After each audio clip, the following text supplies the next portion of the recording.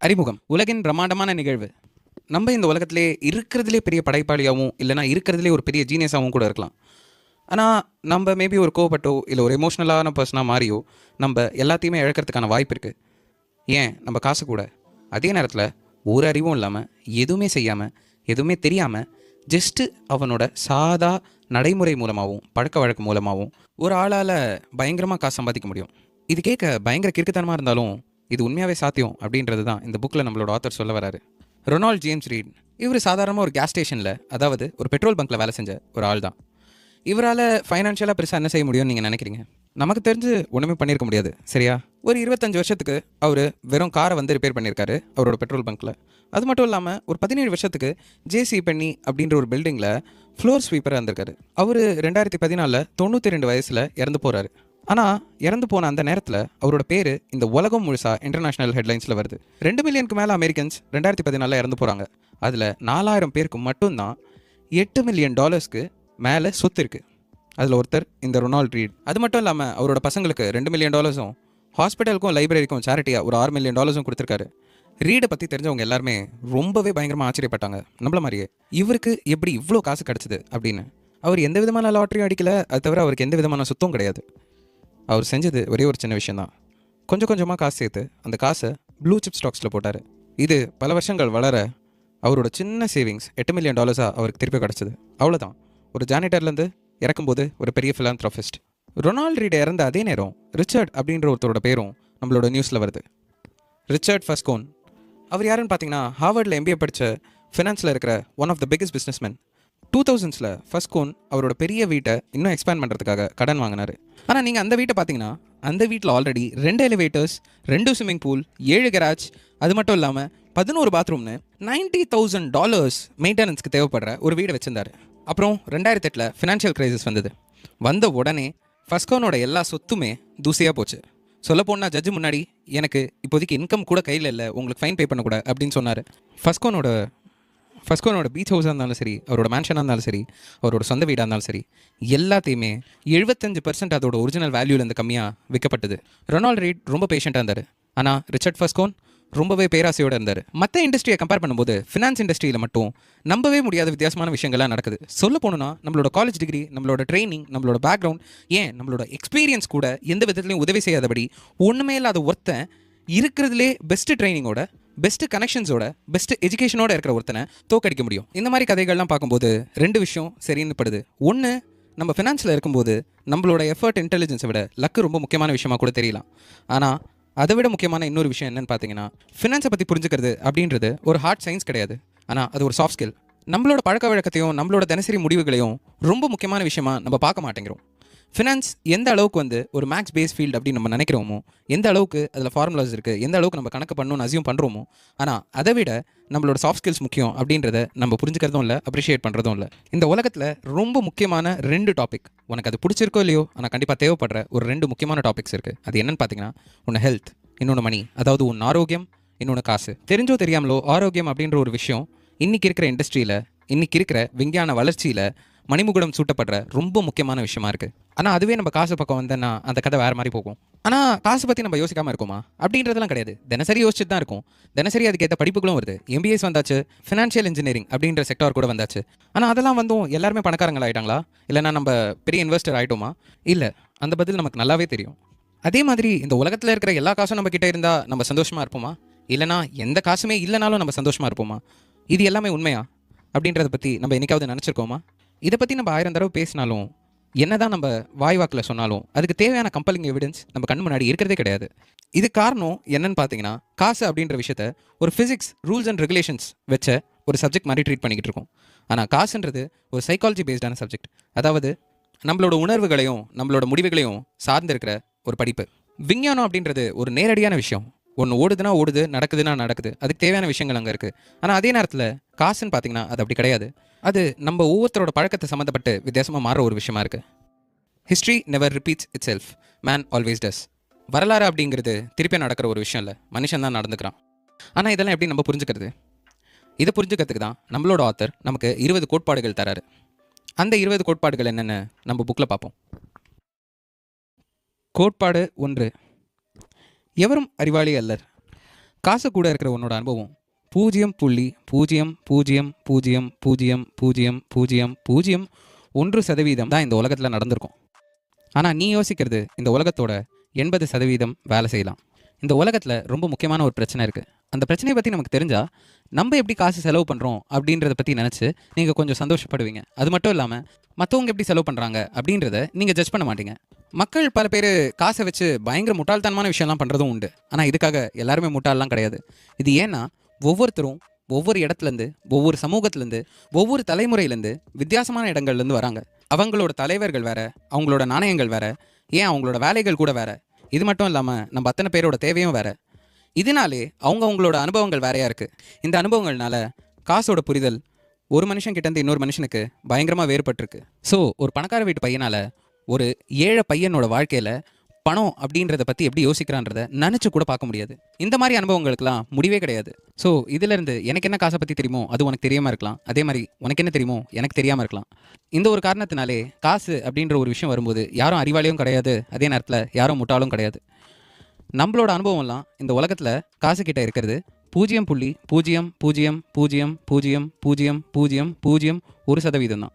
ஆனால் நம்ம எப்படி யோசிக்கிறோமோ அதே அளவுக்கு 80% உலகமும் யோசிக்கலாம். ஆனால் நம்ம என்ன தான் யோசித்தாலும் இந்த உலகத்தில் நம்ம ஒரு விஷயத்தை நம்மளா அனுபவிக்கலைன்னா அது எப்படி இருக்கும்னு உண்மையாகவே நம்மளால் சொல்ல முடியாது. 2006 2 எக்கனாமிஸ்ட் ஒரு பெரிய ரிசர்ச் பண்ணாங்க அமெரிக்கன்ஸ் மேலே.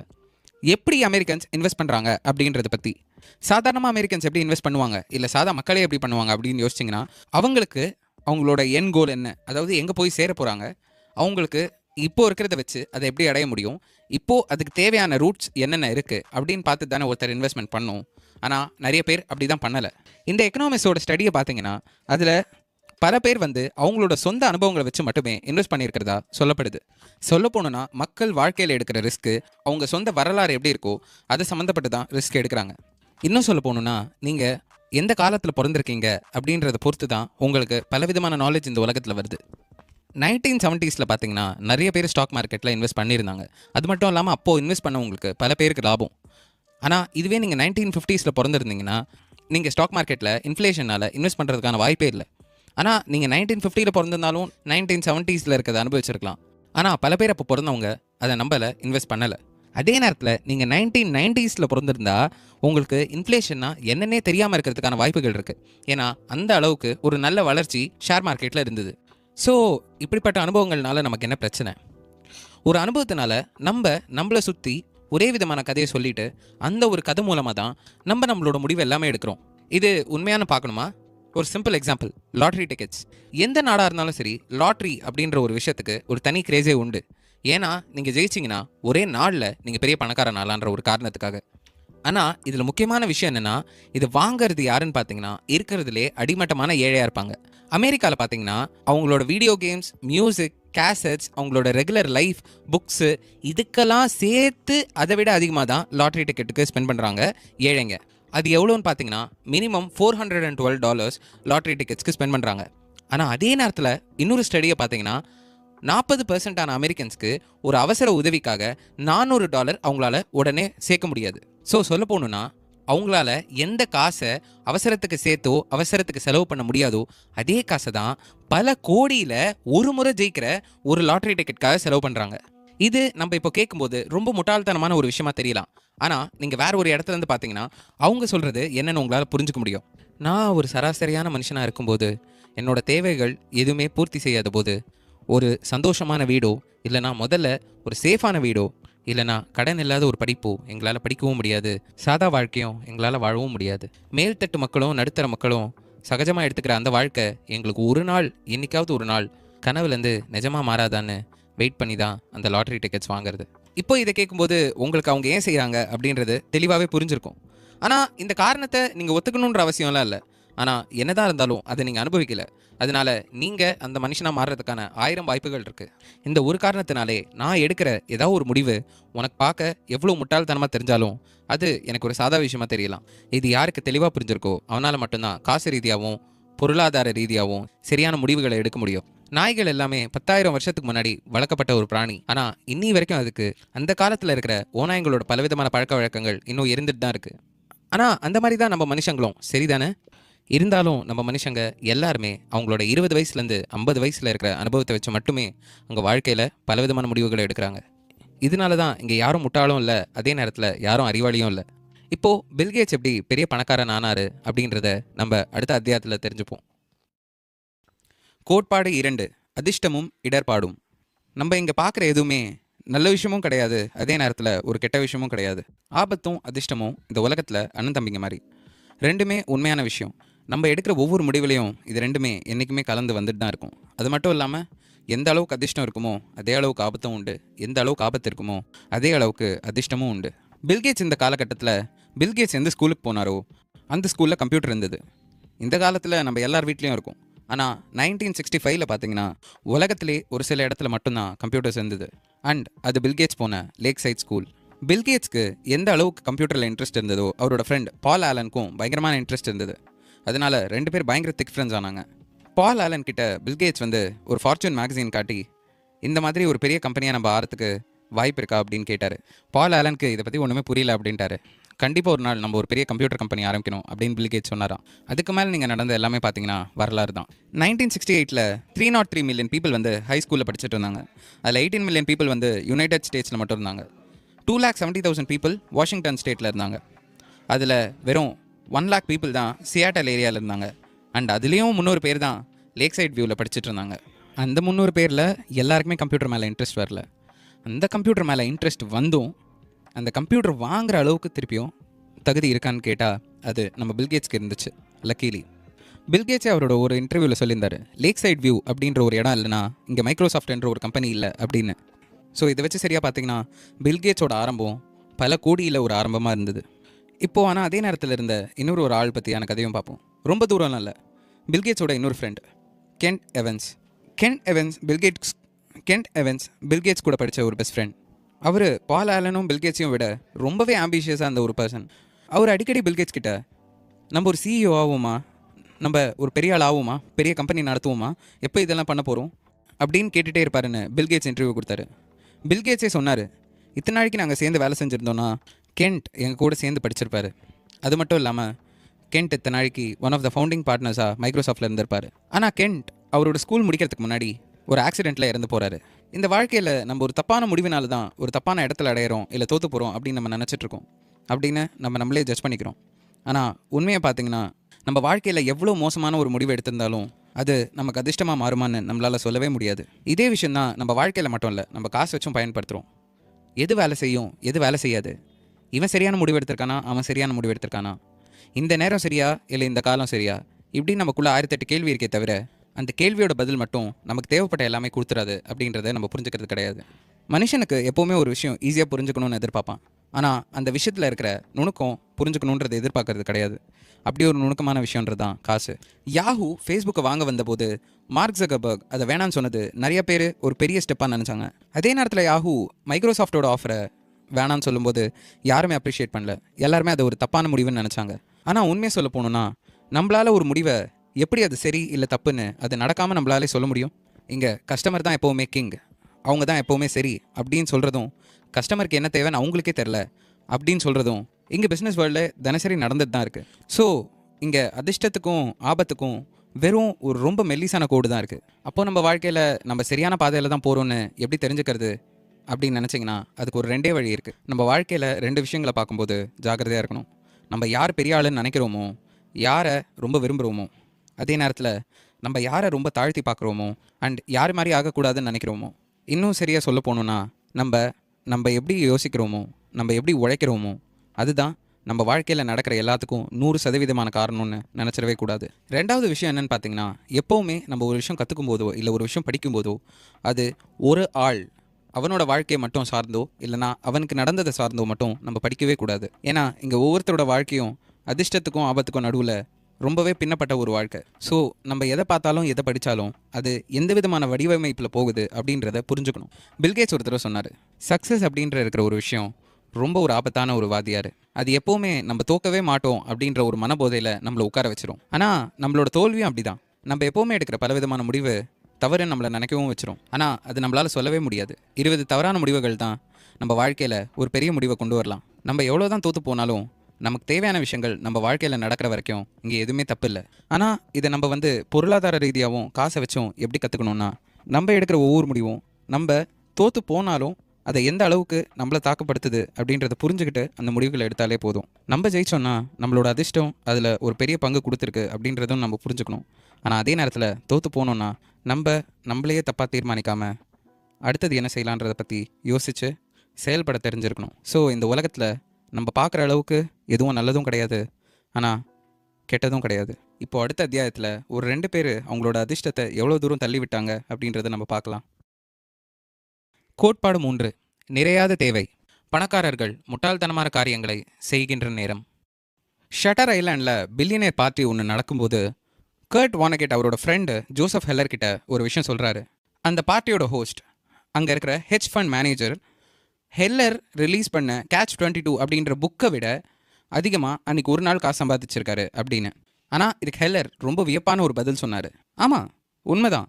ஆனால் என்கிட்ட இருக்கிற ஒரு விஷயம் அவர்கிட்ட கண்டிப்பாக இருக்காது, அது போதும்னு நினைக்கிறது அப்படின்னு ஒரு முக்கியமான பதில் சொன்னார் ஜோசப் ஹெல்லர்.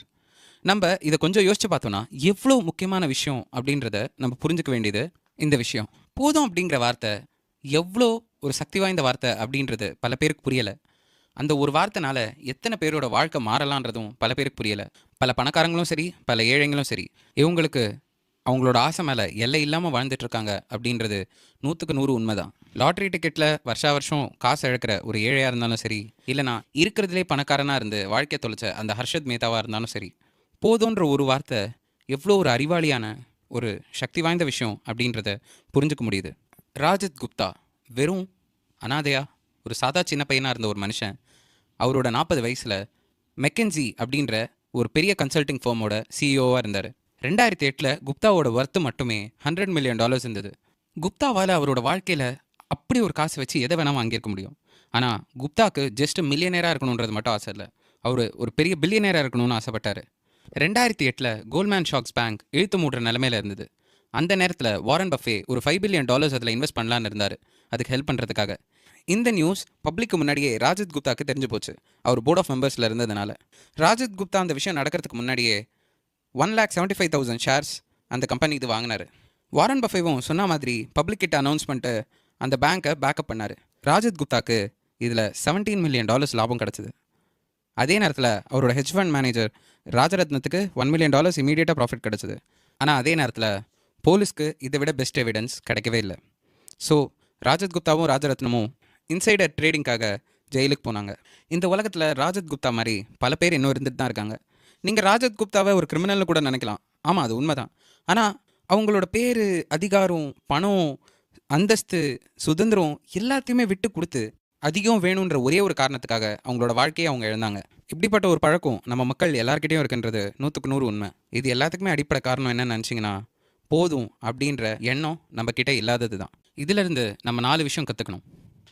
மொதல் விஷயம், இருக்கிறதுலே கஷ்டமான பொருளாதார கல்வி நம்ம எந்த இடத்துல நம்மளோட இலக்கை நிறுத்தணும் அப்படின்னு தெரிஞ்சுக்கிறது. நம்ம காசு அப்படின்ற விஷயம் சம்பாதிக்க நம்ம அது கூடவே சம்பாதிக்க போகிற 2 முக்கியமான விஷயத்தை மறக்கவே கூடாது. ஒன்று அந்தஸ்து, இன்னொன்று பகை. நம்ம எந்த அளவுக்கு மேலே போகிறோமோ அந்த அளவுக்கு நம்மளை தேடி பகை வந்துகிட்டே இருக்கும். எந்த அளவுக்கு பகை இருக்கோ அதே அளவுக்கு நம்ம எடுத்து வைக்கிற அடுத்த படிக்கு ஆபத்து ரொம்பவே அதிகமாக இருக்கும்.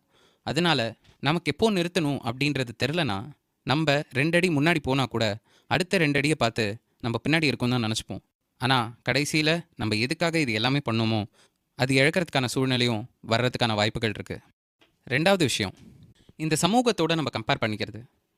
ஒரு சாதா இந்தியன் கிரிக்கெட் டீமில் இருக்கிற ஒரு கிரிக்கெட் பிளேயருக்கு இருக்கிற சம்பளம் சாதாரணமாக ஒரு மனுஷனுக்கு பணக்காரன் சொல்லிக்கிற அளவுக்கும் ஒரு நல்ல வாழ்க்கை வாழறதுக்கு போதுமான சம்பளம் தான். ஆனால் அதே சம்பளத்தை நம்மளோட கேப்டன் MS டோனியோட சம்பளத்தை கம்பேர் பண்ணிங்கன்னா அவருக்கு முன்னாடி அவன் ஏழையாக தான் தெரிவான். ஆனால் அதே நேரத்தில் அமெரிக்காவில் இருக்கிற ஒரு ஹெட்ஜ் ஃபண்ட் மேனேஜர் நம்ம கேப்டனை விட 5 மடங்கு அவரோட சம்பளத்தை வருஷத்துக்கு காட்டி ஆகணும். ஆனால் அவருக்கு மேலே அம்பானிக்கு மேலே எலான் மஸ்க் அப்படின்னு நம்ம ஒவ்வொன்றா அடிக்கிட்டே போகலாம். ஸோ இப்படி தான் பல பேரோட வாழ்க்கை இருக்குது. நமக்கு என்ன தேவை, நமக்கு என்ன பிடிக்கும் அப்படின்றத விட்டுட்டு இன்னொருத்தர் நமக்கு மேலே எங்கே இருக்காங்க, நம்ம கீழே எங்கே இருக்காங்கன்றதை பார்க்குறதே இந்த சமூகத்தோட பெரிய பிரச்சனையாக இருக்குது. அது ஒவ்வொரு மனுஷனுக்குள்ளேயும் ஆணித்தனமாக இறங்கியிருக்கு. 3வது விஷயம், போதும் அப்படிங்கிறது ரொம்ப கம்மியாக வச்சுருக்கணும் அப்படின்ற அர்த்தம் கிடையாது. நம்ம வாழ்க்கையில் பயந்து போய் எந்த விதமான படியுமே எடுத்து வைக்காமல் இருந்தோம்னா அது வளர்ச்சிக்கு போகாத ஒரு பாதையாக மாறிடும். போதும் அப்படின்னு புரிஞ்சுக்கிறது இதுக்கு மொத்தமாக எதிர்மாறானது. போதும் அப்படிங்கிறது உனக்கு பசி இருக்கிற வரைக்கும் தீர்ற வரைக்கும் சாப்பிட்றது. அதை தாண்டி நீ சாப்பிட்டுட்டே இருந்து உன் வயிறு கெடுத்துக்கிறது இல்லை. அப்படி உன் வயிறு கெட்டு போனால் கூட உன்னோட சாப்பாடு உன் வயிறை விட்டு வெளில வந்துடும். ஆனால் காசு உலகத்தில் அது சாத்தியம் கிடையாது. ஒரு இடத்துல நீ உடஞ்சு போயாகணும், இல்லைனா முடிஞ்சு போயாகணும். 4வது விஷயம், ஒரு சில விஷயங்கள் உனக்கு எவ்வளோ பெரிய லாபம் தந்தாலும் அது ஆபத்தான முடிவு எடுக்கிறதுக்கு தகுதி இல்லாத ஒரு விஷயம். ராஜத் குப்தா அவர் ஜெயிலை விட்டு வந்த உடனே நியூயார்க் டைம்ஸ்க்கு ஒரு இன்டர்வியூ கொடுத்தாரு. இந்த உலகத்தில் எதையுமே நம்ம கூட வச்சக்கூடாது, நம்மளோட அந்தஸ்து, நம்ம எதை சாதிச்சிருக்கோம், எதுவுமே அப்படின்னு சொன்னார் ராஜத் குப்தா.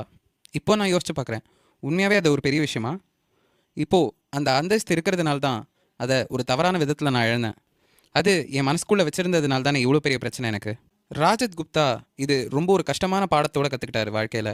நம்ம வாழ்க்கையில் என்ன நினச்சாலும் கிடைக்காத ஒரு சில விஷயங்கள்லாம் நம்மக்கிட்ட இருக்குது. அதை இழக்கிற அளவுக்கு இந்த வாழ்க்கையில் எதுவுமே முக்கியம் இல்லை. நம்மளோட மரியாதை, நம்மளோட சுதந்திரம், நம்மளோட குடும்பம், நம்மளோட நண்பர்கள், நம்ம யாரை விரும்புகிறோமோ அவங்க நம்மளை திருப்பியும் விரும்புறது, இது எல்லாத்தையும் விட நம்மளோட சந்தோஷம், இது அத்தனையுமே நம்ம வாழ்க்கையில் சொல்ல முடியாத அளவுக்கு முக்கியமான விஷயங்கள். இதெல்லாம் இழக்கிற அளவுக்கு நம்ம ஒரு விஷயம் பண்ண போகிறோம் அப்படின்னா அந்த இடம் கண்டிப்பாக நம்ம போதும்னு நினச்சி நிறுத்த வேண்டிய இடம். ஆனால் போதுன்ற ஒரு ஆயுதத்தை நம்ம வளர்க்க ரொம்ப பெருசாக நமக்கு எதுவுமே தேவையில்லை. அதை எப்படி பண்ணுறது அப்படின்றத அடுத்த அத்தியாயத்தில் பார்ப்போம். கோட்பாடு 4, குழப்பமான கூட்டல். வாரன் பஃபெட்டோட சொத்து $84.5 பில்லியன். ஆனால் அதில் $81.5 பில்லியன் அவரோட 65வது பிறந்த நாள் கழிச்சு தான் வந்தது. இந்த மாதிரி சில விஷயங்களை நம்ம மனசால் எண்ணி பார்க்கவே முடியாது. ஒரு சில விஷயங்கள்லேருந்து நம்ம கற்றுக்கிற பாடங்கள் அதுக்கு சம்மந்தப்படாத ஒரு துறைக்கு ரொம்ப முக்கியமான விஷயங்களை சொல்லிக் கொடுக்கலாம். பனிக்காலம் அப்படின்ற ஒரு விஷயம் நம்ம கண்டிப்பாக கேள்விப்பட்டிருக்கோம். அந்த பனிக்காலம் எப்படி உருவாகுது அப்படின்னு நம்மளோட விஞ்ஞானிகள் பல வருஷம் படித்தாலும் 19வது நூற்றாண்டில் தான் பூமி பல தடவை முழுசாக பனினால் மூடப்பட்டிருக்கு அப்படின்றத நம்பினாங்க. அந்த 19வது நூற்றாண்டில் மிலுட்டன் மிலான்கோவிக் அப்படின்ற ஒரு செர்பியன் விஞ்ஞானி இந்த பூமியோட 2 துருவங்களோட குளிர்னால தான் இங்கே பனிக்காலம் உருவாகுது அப்படின்னு நம்பினார். ஆனால் இந்த இடத்துல தான் விளாடிமிர் கோப்பென் அப்படின்ற ஒரு ரஷ்யன் விஞ்ஞானி அவரோட கூர்ந்த படிப்புனால ஒரு விஷயம் கண்டுபிடிச்சாரு.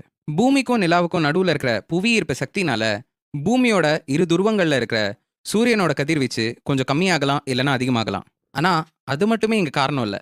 இது அத்தனையுமே மாத்திர விஷயம் எதுன்னு பார்த்தீங்கன்னா, ரொம்ப சூடாக இல்லாத வெப்ப காலமும் ரொம்ப குளிராக இல்லாத குளிர்காலங்களும் தான். ஒரு வெப்ப காலத்தில் சரியான அளவுக்கு வெப்பம் வராதனால அங்கே இருக்கிற பனி உருக மாட்டேங்குது. இந்த உருகாத பனி அப்போ குளிர்காலம் வரும்போது இன்னும் அடுக்கி நிறைய பனி உருவாக்குது. இந்த நிறைய பனி உருவாக திருப்பியும் அடுத்த வெப்ப காலத்துல அந்த அளவுக்கு பனி உருகிறது இல்லை. இந்த சுழற்சினால தான் கொஞ்சம் கொஞ்சமா பனி அதிகமாக சேர்ந்து பூமி பூரா பனிக்கால பிரதேசமா மாறுறது. ஆனா இந்த சுழற்சி எப்படி இந்த மாதிரி நடந்ததோ இதுக்கு எதிர் வழியாகவும் நடக்கும். அப்படிதான் பூமி சாதா நிலைக்கு திரும்பி வர்றது. ஸோ நம்ம எதிர்பார்க்காத எப்படி இப்படி சின்ன சின்ன விஷயங்கள் அவ்வளோ பெரிய ஒரு சுழற்சியை உருவாக்குதோ அதே மாதிரி தான் நம்ம வாழ்க்கையிலையும் சின்ன சின்ன விஷயங்கள் பயங்கரமான மாற்றத்தை உருவாக்கும். அதுவும் இது காசை பொறுத்த வரைக்கும் ரொம்பவே உண்மையான விஷயம். இந்த உலகத்தில் 2000 புத்தகம் எழுதியிருக்காங்க வாரன் பஃபெட் எப்படி ஒரு நல்ல இன்வெஸ்டராக இருந்திருக்காருன்னு. ஆனால் ஒரு சில புத்தகம் மட்டும்தான் வாரன் பஃபெட் ஒரு நல்ல இன்வெஸ்டராக இருந்ததுக்கு காரணம் அவர் வெறும் ஒரு இன்வெஸ்டராக இருந்ததுனால மட்டும் இல்லை, அவரோட சின்ன வயசுலேருந்தே ஒரு இன்வெஸ்டராக இருந்ததுனால தான் வாரன் பஃபெட்டோட $84.5 பில்லியன் ஆஃப் சொத்துல அவரோட $81.5 பில்லியன் அவரோட 65வது வயசு கழிச்சு தான் அவர் சம்பாதிச்சதே. வாரன் பஃபெட் இன்வெஸ்ட் பண்ண ஆரம்பிச்சது அவரோட 10 வயசுலேருந்து. அவர் 60 வயசில் ரிட்டையர் ஆயிருந்தாருன்னா அவரோட இன்னைக்கு நெட்வொர்க் பார்த்தீங்கன்னா $11.9 மில்லியன் தான். இது 99.9% இப்போ இருக்கிற அவரோட சொத்தை விட கம்மியானது. அவரோட திறமை இன்வெஸ்டிங்காக இருந்தாலும் அவரோட ஆயுதம் நேரமாக தான் இருந்தது. அவர் எத்தனை காலத்துக்கு அவரோட இன்வெஸ்ட்மெண்ட்டை பண்ணிகிட்டே இருந்தாரோ அத்தனை காலம் அந்த இன்வெஸ்ட்மெண்ட் அடுக்கி அடுக்கி அடுக்கி மேலுக்கு மேல் இரட்டிப்பாகவும் ஏன் பல மடங்காகவும் மாறி இன்னைக்கு அவரை உலகத்தில் பெரிய பணக்காரனாகவே மாற்றிருக்கு. ஜிம் சைமன்ஸ் அப்படின்ற ஒரு இன்வெஸ்டர் அவர் வருஷம் 66% ப்ராஃபிட் பார்த்தாரு. ஆனால் ஜிம் சைமன்ஸோட சொத்து பார்த்தீங்கன்னா வாரன் பஃபெட்டை விட 75% கம்மி. ஏன்னு பார்த்தீங்கன்னா ஜிம் சைமன்ஸ் அவரோட 50 வயசுலேருந்து தான் இன்வெஸ்ட் பண்ண ஆரம்பித்தார். அப்புறம் அவரோட 70 வயசில் ரிட்டையர் ஆகிட்டார். ஒரு பனிக்கால பிரதேசம் உருவாகணும்னாலோ இல்லைனா வாரன் பஃபெட் அளவுக்கு வெற்றி பெறணும்னாலோ அதுக்கு தேவைப்படுறது காலத்தோட உதவியோட பல மடங்கு வளர்ந்துட்டு போகிற நம்ம கண்ணுக்கு தெரியாத ஒரு சில விஷயங்கள் தான். 1999 ஆப்பிளோட ஐமேக் கிட்ட 6 GB ஆஃப் ஸ்டோரேஜ் இருந்துச்சு. 2003 120 ஜிபி ஆஃப் ஸ்டோரேஜ் பவர் மேக்ல இருந்தது. 2006ல் 250 ஜிபி நியூ ஐமேக்ல இருந்தது. 2011ல் 4 டெராபைட் ஹார்ட் டிரைவ் வந்தது. 2017ல் 60 டெராபைட் ஹார்ட் டிரைவ் வந்தது. 2019ல் 100 டெராபைட் ஹார்ட் டிரைவ்ஸ் வர ஆரம்பிச்சாச்சு. 1950ஸ்ல இருந்த கம்ப்யூட்டர் பிடிச்ச ஒரு ஆள்கிட்ட நீங்கள் கேட்டிருந்தீங்கன்னா அவர் 20 வருஷத்துக்கு ஹார்ட் டிரைவோட ஸ்பேஸ் மேபி 1000 மடங்கு அதிகமாக இருக்கலாம் அப்படின்னு சொல்லியிருப்பாரு. எதுவுமே தெரியாத ஒருத்தன் 10,000 மடங்கு அதிகமாக இருக்கலாம் அப்படின்னு சொல்லியிருப்பான். ஆனால் யாருமே 30 மில்லியன் டைம்ஸ் அதிகமாகும்னு அவங்களோட வாழ்நாளில் நினச்சி பார்த்துருக்கவே மாட்டாங்க. பில்கேட்ஸ் 2004ல் ஜிமெயில் கிட்ட எதுக்கு எல்லாருக்குமே தேவையில்லாமல் 1 ஜிபி ஸ்டோரேஜ் கொடுக்கணும் அப்படின்னு கேள்வி கேட்டார்.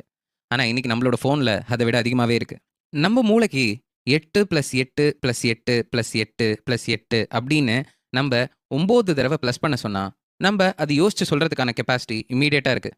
ஆனால் அதே 8ஐ 9 தடவை மல்டிப்ளை பண்ண சொன்னால் நம்ம மூளைனால உடனடியாக அதை எடுத்துக்கவே முடியாது. இதே மாதிரி தான் காசில் ஒரு சில விஷயங்கள் நம்ம மனசுக்கும் நம்ம மூளைக்கும் நினச்சி பார்க்க முடியாத விஷயங்களா இருக்கும். வாரன் பஃபெட் மேலே 2000 புக்கு எழுதினாலும் எந்த புக்லேயுமே 100 வருஷத்தில் முக்காவாசி நாட்கள் வெறும் இன்வெஸ்ட்மெண்ட் மட்டுமே பண்ணியிருக்காரு அப்படின்றது போடவே இல்லை. இன்வெஸ்ட்மெண்ட் பற்றியும் காசை பற்றியும் ஸ்டாக் மார்க்கெட் பற்றியும் மணி சைக்கிள் பற்றியும் ஏன் பொருளாதாரத்தை பற்றியும் 1000 புத்தகம் எழுதினாலும் ஷட் அப் அண்ட் வெயிட் அப்படின்றத விட முக்கியமான புத்தகம் எதுவுமே இல்லைன்னு நினைக்கிறாரு நம்மளோட ஆத்தர். ஒரு காசை நல்லா இன்வெஸ்ட் பண்ணுறது அப்படிங்கிறது இருக்கிறதுலே அதிகமான லாபத்தை பெறுறதில்ல. ஆனால் அந்த லாபம் எவ்வளவு நாளுக்கு இருந்து அந்த மாதிரி ஒரு லாபத்தை திருப்பியும் பண்ணவே முடியாது அப்படிங்கிறது செய்யறது தான். ஒரு விஷயத்தை நம்ம திருப்பி திருப்பி திருப்பி பண்ண அது ஒரு காலகட்டத்தில் பல மடங்காக மாறும் அப்படின்றத புரிஞ்சுக்கிறது. ஆனால் இதுக்கு எதிர்மாறான ஒரு முக்கியமான விஷயமும் இருக்குது. நம்மளால் கட்டுப்படுத்த முடியாத அளவுக்கு கையில் கிடைக்கிற லாபம் என்றைக்குமே ஒரு சோகமான கதையாக தான் முடியும். அதை அடுத்த அத்தியாயத்தில் பார்ப்போம். கோட்பாடு 5, வளமடைதலும் வளமாய் இருத்தலும்.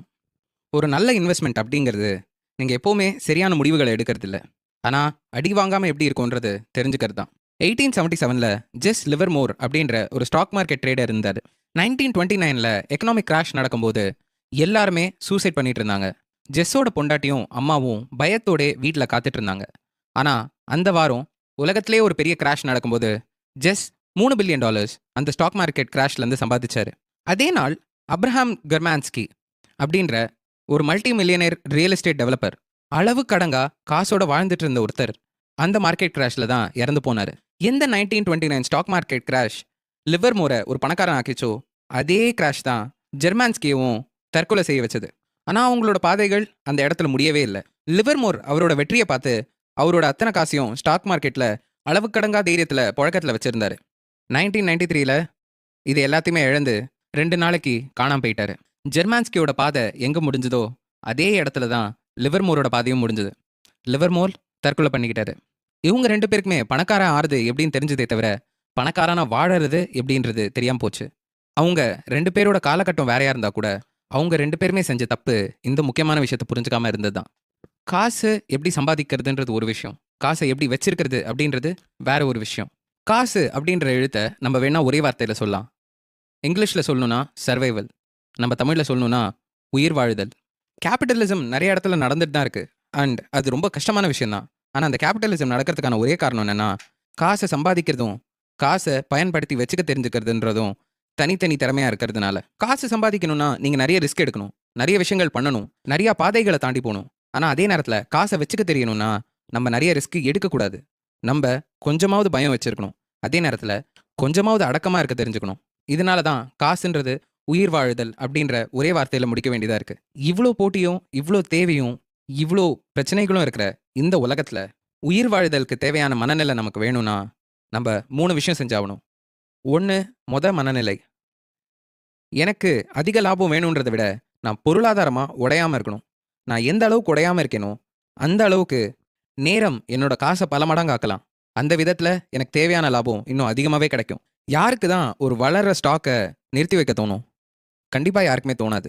நீங்கள் அந்த காசை வச்சு வெறும் 1% லாபம் சம்பாதிச்சிருந்து அது 9% ரிட்டர்ன்ஸ் கொடுத்துருந்தா கண்டிப்பாக நம்ம எல்லாருக்குமே அந்த 9% மேலே கண்ணு இருந்துகிட்டே இருக்கும். ஆனால் அந்த ஸ்டாக்கு விழற நேரத்தில் நம்ம காசு அங்கே இருந்திருந்தா நம்மளோட லாஸ் எவ்வளோ அதிகம்னு கண்டிப்பாக எல்லாருக்குமே தெரியும். ஆனால் உண்மையை பார்த்தா ஒரு லாபம் பார்க்காத ஒரு பெரிய ஸ்டாக் கொஞ்சம் கொஞ்சமாக பல வருஷங்களாக வளர ஒரு ஸ்டாக் ஓட ப்ராஃபிட் வெறும் 1% இருக்காது, பல மடங்கு இருக்கலாம். ஏன்னா அந்த மாதிரி ஸ்டாக்ஸ் ஒரு கிராஷில் கூட அந்த அளவுக்கு உங்களுக்கு லாஸ் தராது.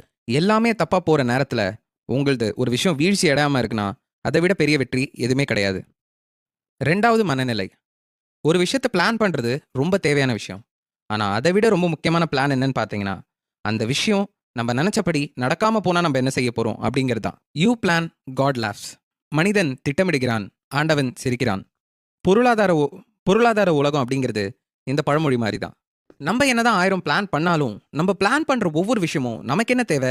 நம்மளோட சந்தர்ப்ப சூழ்நிலைகளை பொறுத்து மட்டும் தான் பிளான் பண்றோம். ஆனா, அடுத்த 20 வருஷத்துல நம்ம நினைச்சது அத்தனையும் நடக்குமானா? கண்டிப்பா கிடையாது. செப்டம்பர் 11 நடந்த ஹவுசிங் பூம்னால ஏகப்பட்ட அமெரிக்கன்ஸ் அவங்களோட வேலையை இழந்தாங்க. ஆனா, அந்த செப்டம்பர் 11 நடந்தது காரணம் அன்னைக்கு ஒரு நாளா? இல்ல. அதுக்கு முன்னாடி 20 வருஷமா நடந்த அந்த முழு திட்டம் தான். ஏன் நம்ம எதிர்பார்க்காத வெறும் நம்ம கண்ணுக்கு தெரியாத ஒரு சின்ன வைரஸ் இன்னைக்கு நம்ம உலகத்தை ஆட்டி படைக்கல? அந்த ஒரு கொரோனா வைரஸ் இந்த உலகத்துல எதுக்குமே நிக்காத அந்த மனுஷங்கள வீட்டுக்குள்ள அடைச்சு போட்டு வச்சுது. எந்த திட்டம் இன்னைக்கு இருக்கிற நிலைமையில உயிர் வாழுதோ அதுதான் உண்மையாவே ஒரு நல்ல திட்டம். நீ ஒரு நல்ல பிளான், அதாவது ஒரு நல்ல திட்டம் எடுக்கிறது ஒரு விஷயம் நடக்காதுன்னு நினைக்கிறது இல்ல. ஆனா அந்த விஷயம் நடந்தாலும் தப்புக்கு இடம் இருக்கிறதுன்றது புரிஞ்சுக்கிறது தான். ஆனா இதுக்கும் பாதுகாப்பா இருக்கிறதுக்கும் ஒரு வித்தியாசம் இருக்கு. நம்ம ரொம்ப பாதுகாப்பா இருந்தாலும் எல்லாத்தையுமே இழக்கிறதுக்கான வாய்ப்பு இருக்கு. நீ பாதுகாப்பா இருந்தா ஒரு சில விஷயங்கள்ல ஆபத்தான முடிவுகளை எடுக்க மாட்ட. அடுத்த கட்டத்துக்கு வளர மாட்ட. ஏன் சொல்ல போகணும்னா, அப்படி கீழே இருக்கிறதும் உனக்கு ஒரு தனி ஆபத்தாவும் முடியலாம். நீ எடுக்கிற ஆபத்தும் சந்தர்ப்பமும் எந்த வழியில போனாலும் அது எந்த அளவுக்கு உனக்கு சாதகமா முடியுன்றத புரிஞ்சுக்கிறது தான் ஒரு நல்ல பிளான். 3வது மனநிலை. நம்ப நம்மளோட வருங்காலத்துல எப்படி போறோன்றத பத்தி கண்டிப்பா நம்ம கிட்ட நம்பிக்கை இருக்கணும். ஆனா அதே நேரத்துல அந்த வருங்காலத்தை அடையறத எது தடுக்குது அப்படிங்கிறதையும் புரிஞ்சுக்கணும். நம்பிக்கை அப்படிங்கிறது வாழ்க்கையில ஒரு நல்ல விஷயம் தான்.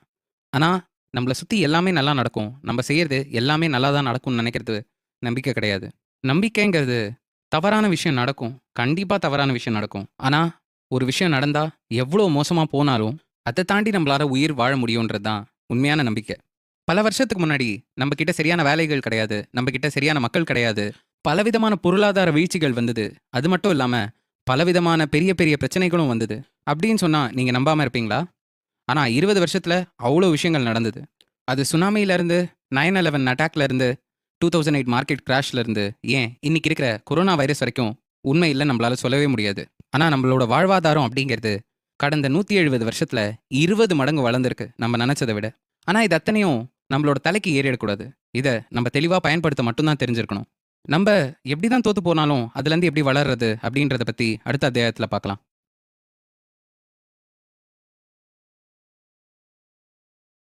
கோட்பாடு 6.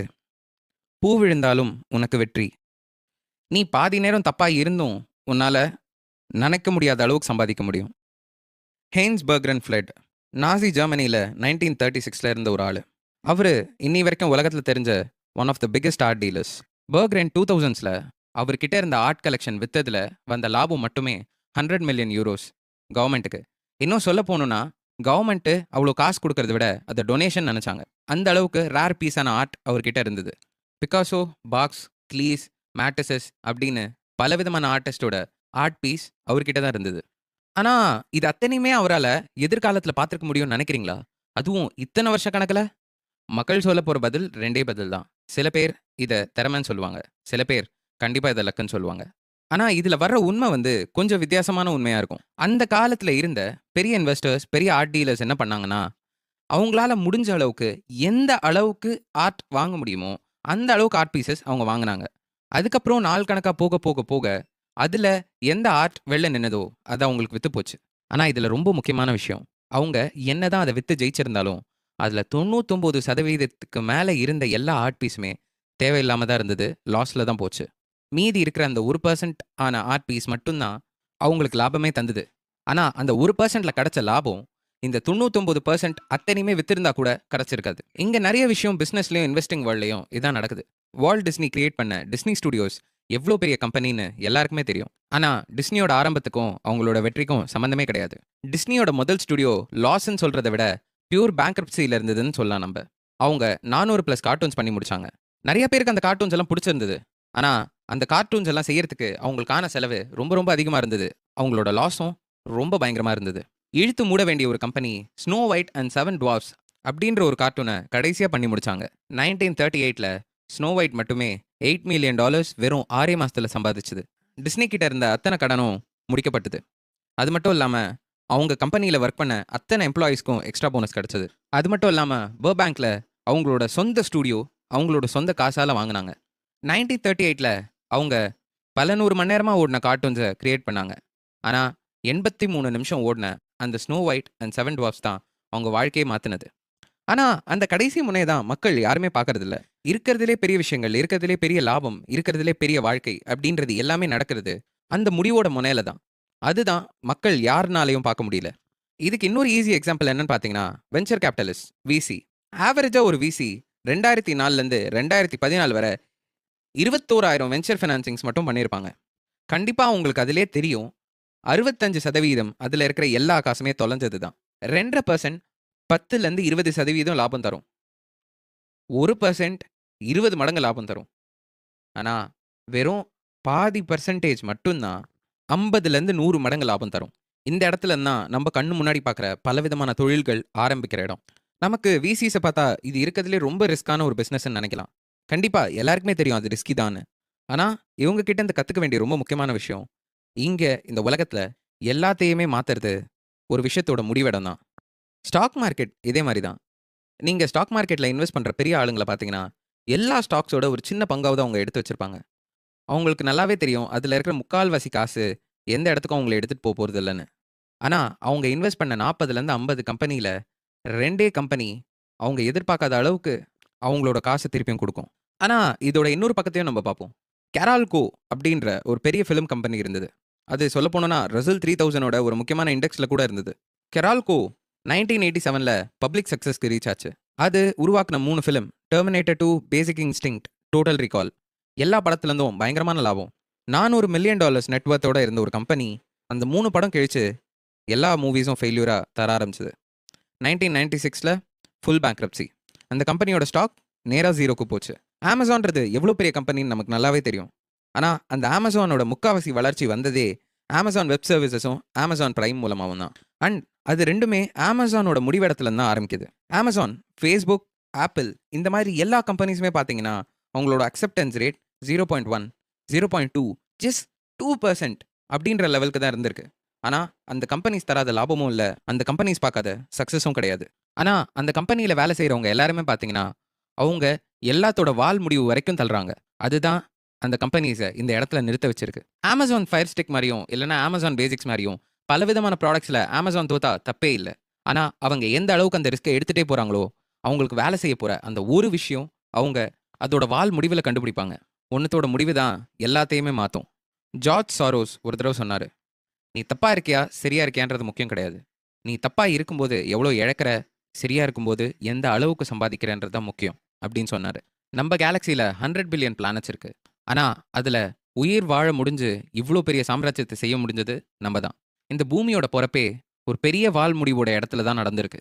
அதனால தான் இன்னைக்கு நம்மளால இந்த புக்கை பற்றி தெரிஞ்சுக்கவும் முடியுது, இதை ஒரு ஆடியோ புக்காக நம்மளால கேட்கவும் முடியுது.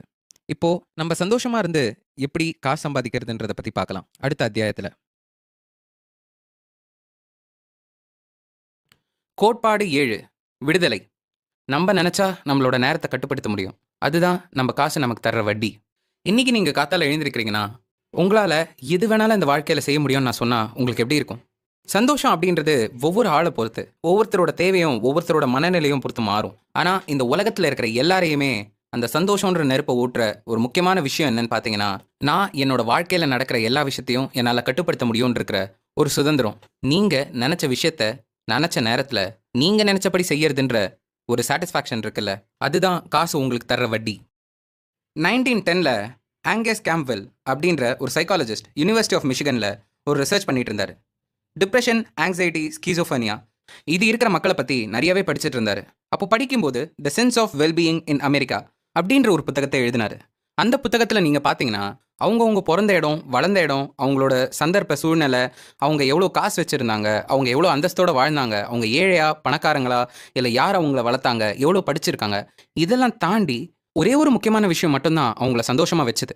அவங்களோட வாழ்க்கை எந்த அளவுக்கு அவங்க கையிலையும் அவங்க கட்டுப்பாட்லேயும் இருக்குன்றது தான். அவங்களோட சம்பளம், வீடு, ஏன் அவங்க கிட்ட வீடே இல்லைன்னா கூட இந்த ஒரு காரணம் எல்லாரையுமே சந்தோஷமாக வச்சுருந்தது. காசு ஒன்றை வச்சு நம்மளால் எல்லாத்தையுமே கட்டுப்படுத்த முடியாது.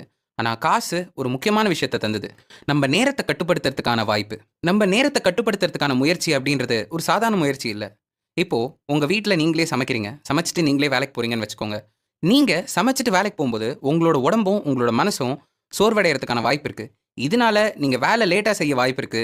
இதனால உங்களோட வாழ்க்கையில நடக்கிற சில விஷயங்கள்லாம் கொஞ்சம் கொஞ்சமா தள்ளி போகறதுக்கான வாய்ப்பும் இருக்கு. இதுவே நீங்க சமைக்கிறதுக்கு ஒரு ஆள வீட்ல வைக்க முடியும் அப்படின்னு வச்சுக்கோங்க. அப்படி வச்சீங்கன்னா, உங்களால அந்த நேரத்த உங்க பசங்களுக்காக செலவழிக்க முடியும். ஏன் நீங்க கொஞ்சம் ரெஸ்ட் கூட அதிகமா எடுக்க முடியும். அதே நேரத்துல நீங்க இங்க செலவழிக்கிற நேரத்த வேற ஒரு வேலைக்கு செலவழிச்சீங்கன்னா, ஏற்கனவே சம்பாதிக்கிறத விட அதிகமா சம்பாதிக்கிறதுக்கான வாய்ப்பு ரொம்பவே நெறையா இருக்கு. ஆனா இந்த ஒரு காரணத்தினால காசுனால எல்லா நேரத்தையும் வாங்கிட முடியும். இல்லன்னா காசுனால எல்லா சூழ்நிலையும் வாங்கிட முடியும்னு நம்ம நெனச்சிடக்கூடாது. காசு கொஞ்சம் அதிகமா சேர்த்து வச்சிருந்தீங்கன்னா, கொஞ்ச நாள் உடம்பு சரியில்லன்னா ரெஸ்ட் எடுக்கலாம். வீட்ல சமைக்கலன்னா வெளில சாப்பிடலாம். அதுவரைக்கும் நம்ம நேரத்துக்கு கட்டுப்பாடு குடுக்கறது காசு. அதே நேரத்துல நீங்க சாப்பிடுற இடத்துல கண்டிப்பா அந்த ஹோட்டல் இருக்கணும். இல்லன்னா உங்களுக்கு தேவைப்படுற மருந்து இருக்கணும்.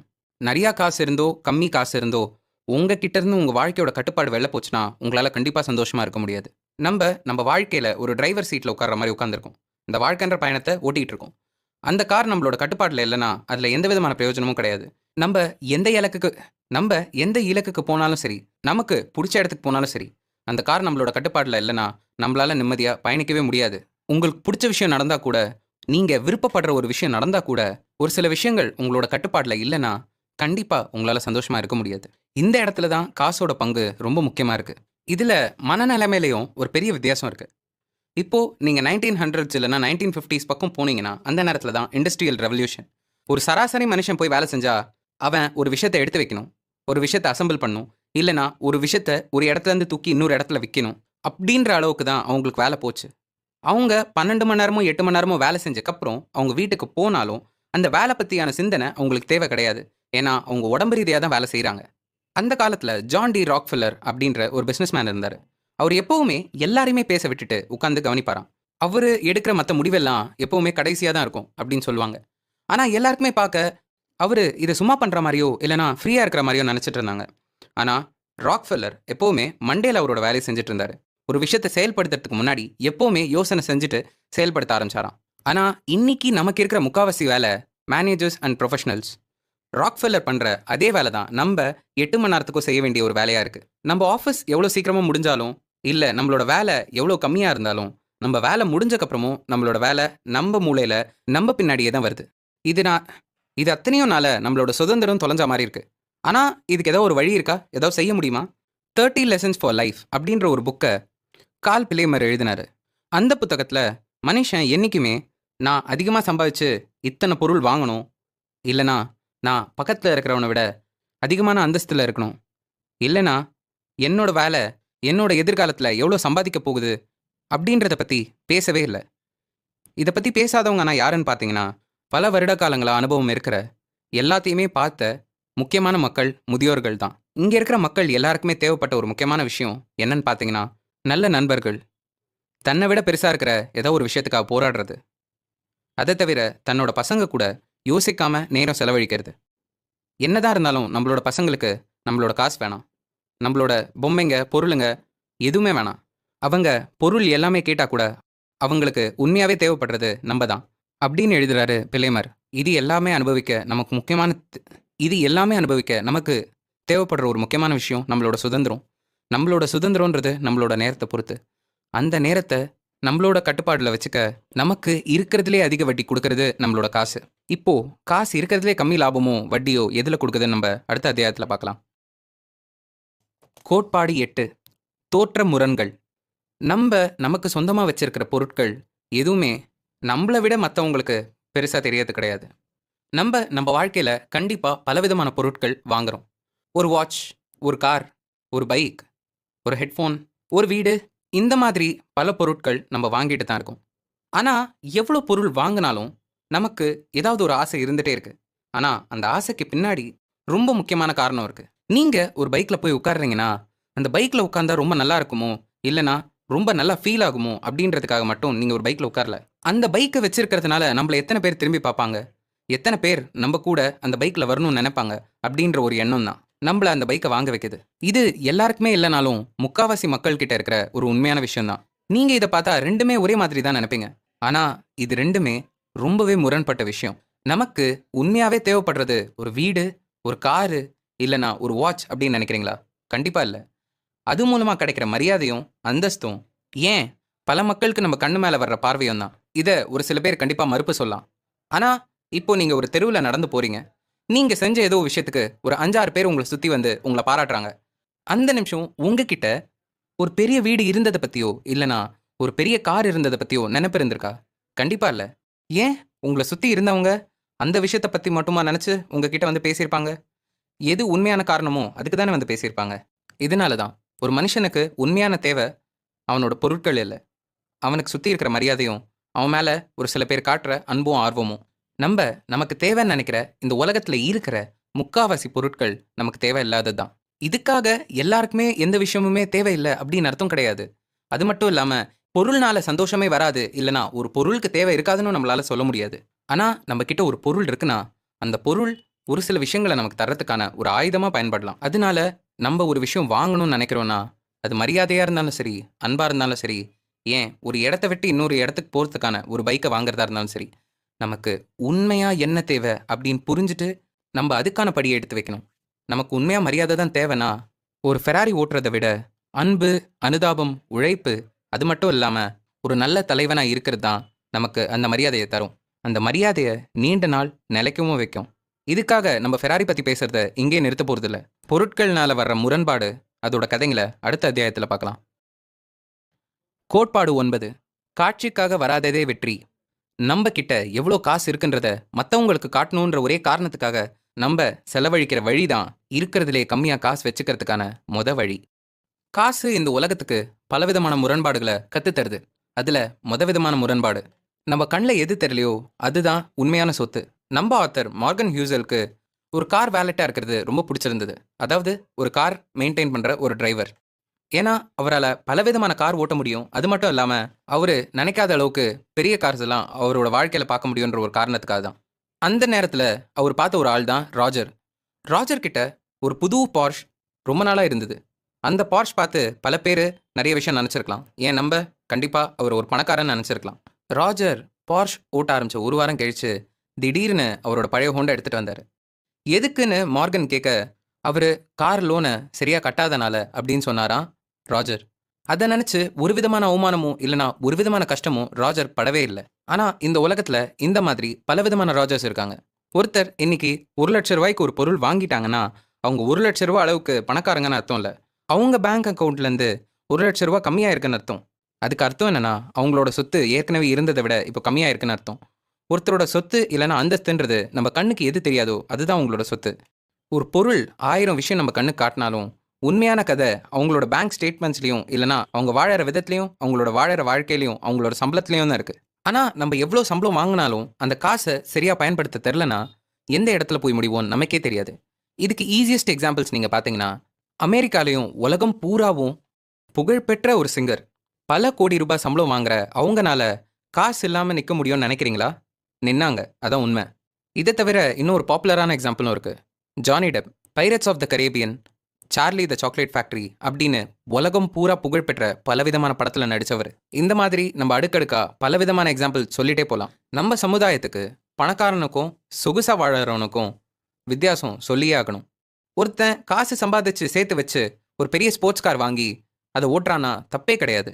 ஆனால் அதே ஸ்போர்ட்ஸ் கார் அவங்க வாங்கி அவங்களோட வருமானத்தை விட அதிகமாக இருக்கிற வட்டியை கட்டுறாங்கன்னா அவங்க பணக்காரங்க இல்லை, சொகுசுக்காரங்க மட்டும்தான். நம்ம எக்ஸசைஸ் அண்ட் டயட்டிங் பண்ணுறோம். எதுக்கு? உடம்பு குறைக்கிறதுக்காக பண்ணுறோம். இப்போ ஒரு நாளைக்கு ஒரு மணி நேரம் எக்ஸசைஸ் பண்ணுறோன்னு வச்சுக்கோங்க. அந்த எக்ஸசைஸில் எந்த அளவு கேலரிஸ் பர்ன் பண்ணுறோமோ அந்த அளவுக்கு அன்னைக்கு நமக்கு உடம்பு குறைஞ்சிருக்குன்னு நம்மளால சொல்ல முடியும். இது கொஞ்சம் கொஞ்சமாக குறையதான் நாள் கணக்கில் நம்ம நினைக்கிற உடம்பு அடையிறது. ஆனால் இன்றைக்கி நீங்கள் ஒரு எக்ஸசைஸ் பண்ணுறீங்க ஒரு மணி நேரத்துக்கு. எக்ஸசைஸ் பண்ணாக்கப்புறம் நான் இன்றைக்கி எது விரும்புகிறேனோ அதை சாப்பிட போகிறேன் அப்படின்னு நினச்சி தினசரி போய் சாப்பிட்டிங்கன்னா உங்களோட உடம்பு குறையுமா? எக்ஸசைஸ் பண்ணுற மாதிரி தான் ஒரு பணக்காரனாக இருக்கிறதும். நீங்கள் பணம் எவ்வளோ செலவழிக்கிறீங்கன்றதை வச்சு நீங்கள் பணக்காரனாக இருக்கிறது உங்களோட சொத்துக்கு ஆரோக்கியமான ஒரு விஷயம் கிடையாது. நம்ம வாழ்க்கையில் எந்த விதமான விஷயம் அடையணும்னு நினச்சாலும் அதுக்கு நமக்கு கொஞ்சமாவது பொறுமையும் கொஞ்சமாவது தன்னடக்கமும் கண்டிப்பாக தேவை. நம்ம நிறையா பணம் வச்சுருக்கிற பல பேர் செலவு பண்ணுறத பார்த்துட்டு தான் இருக்கும். ஆனால் அது அவங்களோட படாடோபத்தை காட்டுதே தவிர அவங்களோட உண்மையான சொத்தை காட்டவே இல்லை. அவங்களோட வீடு பெருசாக தெரியுதே தவிர அவங்களோட சேவிங்ஸ் அக்கௌண்ட்லேயும் இன்வெஸ்ட்மெண்ட் அக்கௌண்ட்லேயும் எவ்வளோ இருக்கிறதுன்றது நம்ம கண்ணுக்கு தெரில. இங்கே இருக்கிறதுலே பெரிய ஆபத்தான விஷயம் என்னவா இருக்குன்னா எல்லாருக்குமே பணக்காரனாக இருக்கணும்னு கண்டிப்பாக ஆசை இருக்குது. ஆனால் அந்த பணக்காரனாக இருக்கிறதுக்காக என்ன வேலை செய்யணும் அப்படின்றத நிறைய பேர் புரிஞ்சுக்கிறது இல்ல. ஒரு பணக்காரனா இருந்தா நம்ம செலவு பண்ணியே ஆகணும் அப்படின்ற ஒரு ஆழ்மனது எண்ணம் இன்னைக்கு எல்லாருக்குள்ளேயும் இருக்கு. ஆனா அது ஒண்ணுதான் நம்ம பணக்காரன் ஆகிறதுக்காக என்ன தேவையோ அது கத்துக்கிறத தடுக்குது. ரொனால்ட் ரீட் இறந்தக்கப்புறம் இந்த உலகமே அவரை கொண்டாடிச்சு. ஏன்னா அவர் எல்லாருக்குமே ஒரு முக்கியமான ஃபைனான்ஷியல் ப்ளஸ் லைஃப் ரோல் மாடலா மாறினார். ஆனா அவர் வாழும்போது யாருமே அவரை ரோல் மாடலா பார்க்கல. அது மட்டும் இல்ல, அவர் பின்னாடி எவ்வளோ சொத்து இருந்ததுன்னு யாருக்குமே தெரியல. அவர் கூட இருந்தவங்கள கூட. சாதா மனுஷங்க எப்பவுமே ஒரு விஷயத்த பார்த்து திருப்பியும் செய்றவங்க. ஆனா பணக்காரங்களும் பெரிய ஆட்களும் என்னைக்குமே ஒரு விஷயம் எது கண்ணுக்கு தெரியலையோ அதை கத்துக்கிட்டு அந்த பாதையை நோக்கி போறவங்க. நம்ம கண்ணுக்கு எது தெரியாதோ அதை பத்தி கத்துக்கிறதுன்றது ரொம்ப கஷ்டமான விஷயம். ஆனா அதை செய்ய தெரிஞ்சா நம்ம எதிர்பார்க்குற சில விஷயங்களை அடையலாம். ஏன், நம்ம நினைக்காத சில விஷயங்களை கூட. நம்ம உலகத்துல பார்க்குற எல்லா விஷயத்துக்கு பின்னாடியும் ஒரு வித்தியாசமான கதை இருக்கு. அது எது காட்டுதோ அது மட்டுமே உண்மை கிடையாது. இதை உங்க வாழ்க்கையில எந்த விதமான முடிவு எடுத்தாலும், ஏன் அடுத்த இலக்கை நீங்க முடிவு செய்யறதுனாலும் இதை ஞாபகம் வச்சுட்டு நீங்க செய்யணும். இப்போ காசு செலவழிக்கிறது நல்ல விஷயம் இல்லைன்னா நம்ம என்ன அதை வச்சு பண்ணலாம்? காசு சேர்க்கறத பத்தி நம்ம அடுத்த அத்தியாயத்துல பேசுவோம்.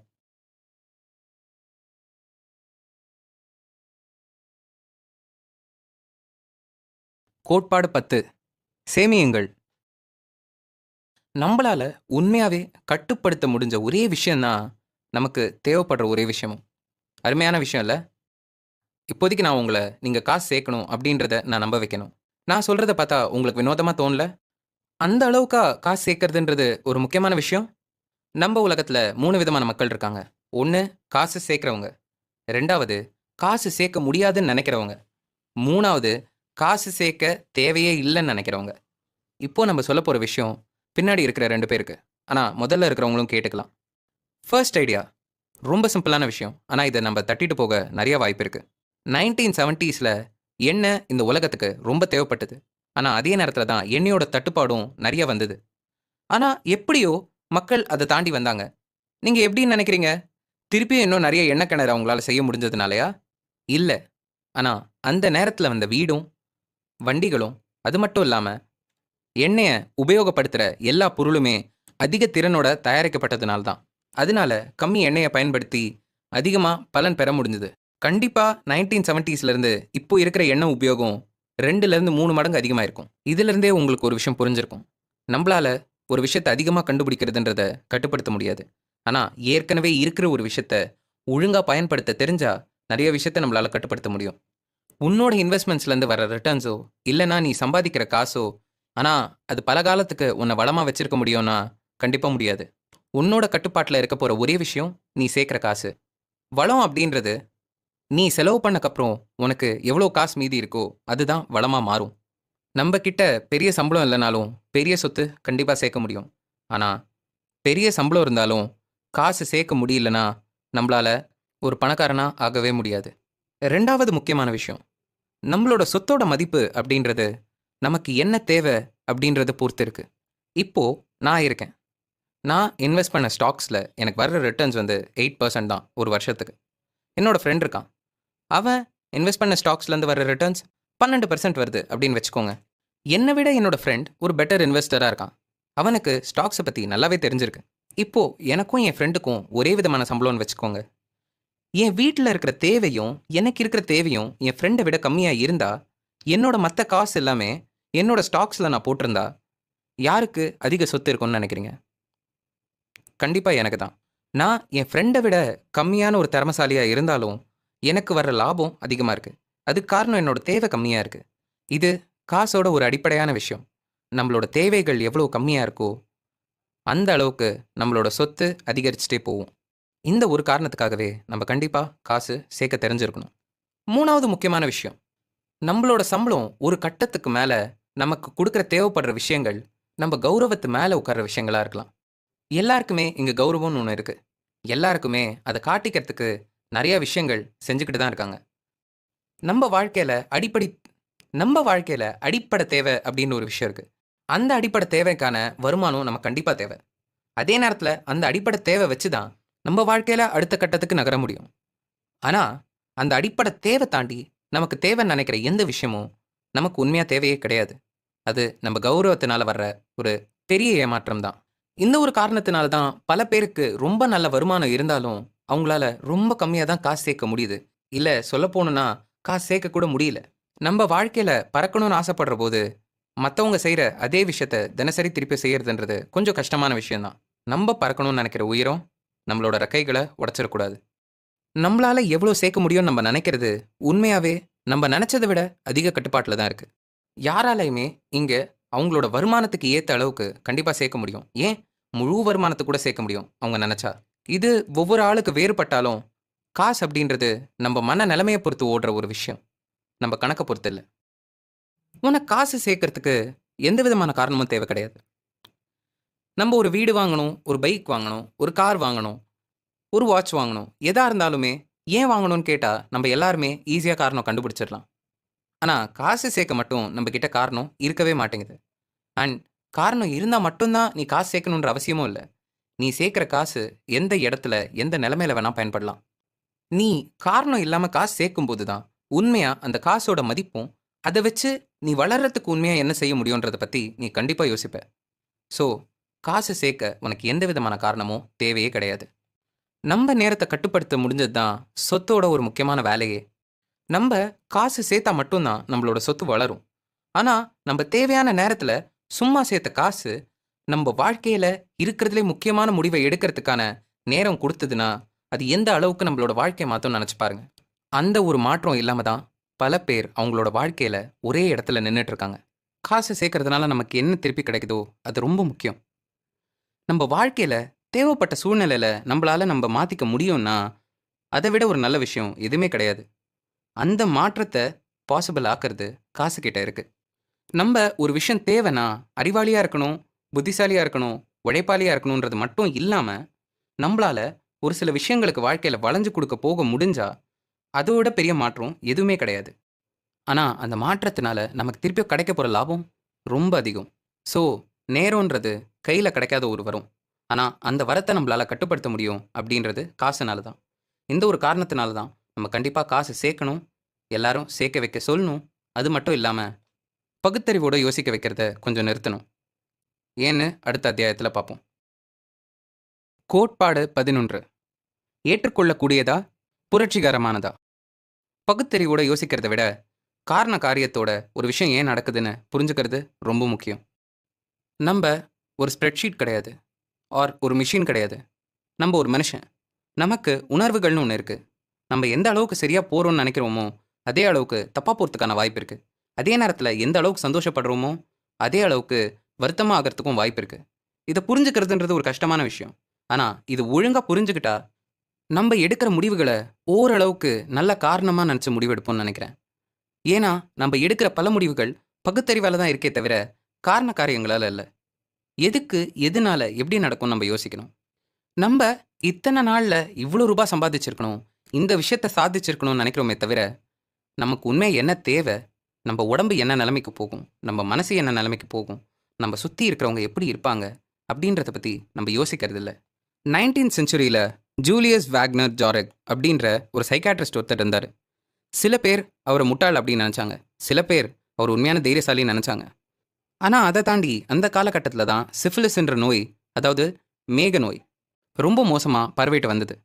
அந்த நேரத்தில் பலவிதமான மக்களை காப்பாற்ற முடியல. அதுக்கு என்ன விதமான மருந்து கண்டுபிடிக்கிறதுனோ யாருக்குமே தெரியல. இதில் இதில் தான் வேக்னர் ஜாரக் நிறைய ரிசர்ச் பண்ணார். ரிசர்ச் பண்ணும்போது நிறைய பேர் பயந்து போன ஒரு சின்ன விஷயத்தில் அவர் குணமடைகிறதுக்கான ஒரு வழியை கண்டுபிடிச்சாரு. மலேரியாவும் டைஃபாய்டும் கொடுக்குற ஜுரத்தினால சிஃபிலிஸை அழிக்கிற அளவுக்கு சக்தி இருந்தது. ஒரு சில பேர் இந்த எக்ஸ்பெரிமெண்ட்னால இறந்து போனாங்க. ஆனால் மலேரியாவோட சக்தி கம்மியாக இருக்கிற கிருமி யூஸ் பண்ணும்போது 6லேருந்து 10 பேராவது அதில் குணமானாங்க. இதை வேக்னர் ஜாரக் மலேரியோ தெரப்பி அப்படின்னு பேர் வச்சார். அதுக்கு அவருக்கு 1927ல் நோபல் பிரைஸ் கிடச்சிது. ஃபீவர் அப்படின்ற ஒரு விஷயம் எல்லாருக்குமே பார்த்தா அந்த காலத்தில் பயம் வரும்போது அதை ஒரு தேவைப்படுற விஷயமா வாக்னர் ஜாரக் பார்த்தாரு. சொல்ல போனோன்னா அறிவியலுக்கு கூட ஃபீவர் அப்படின்ற ஒரு விஷயம் தேவைப்படுற விஷயந்தான்.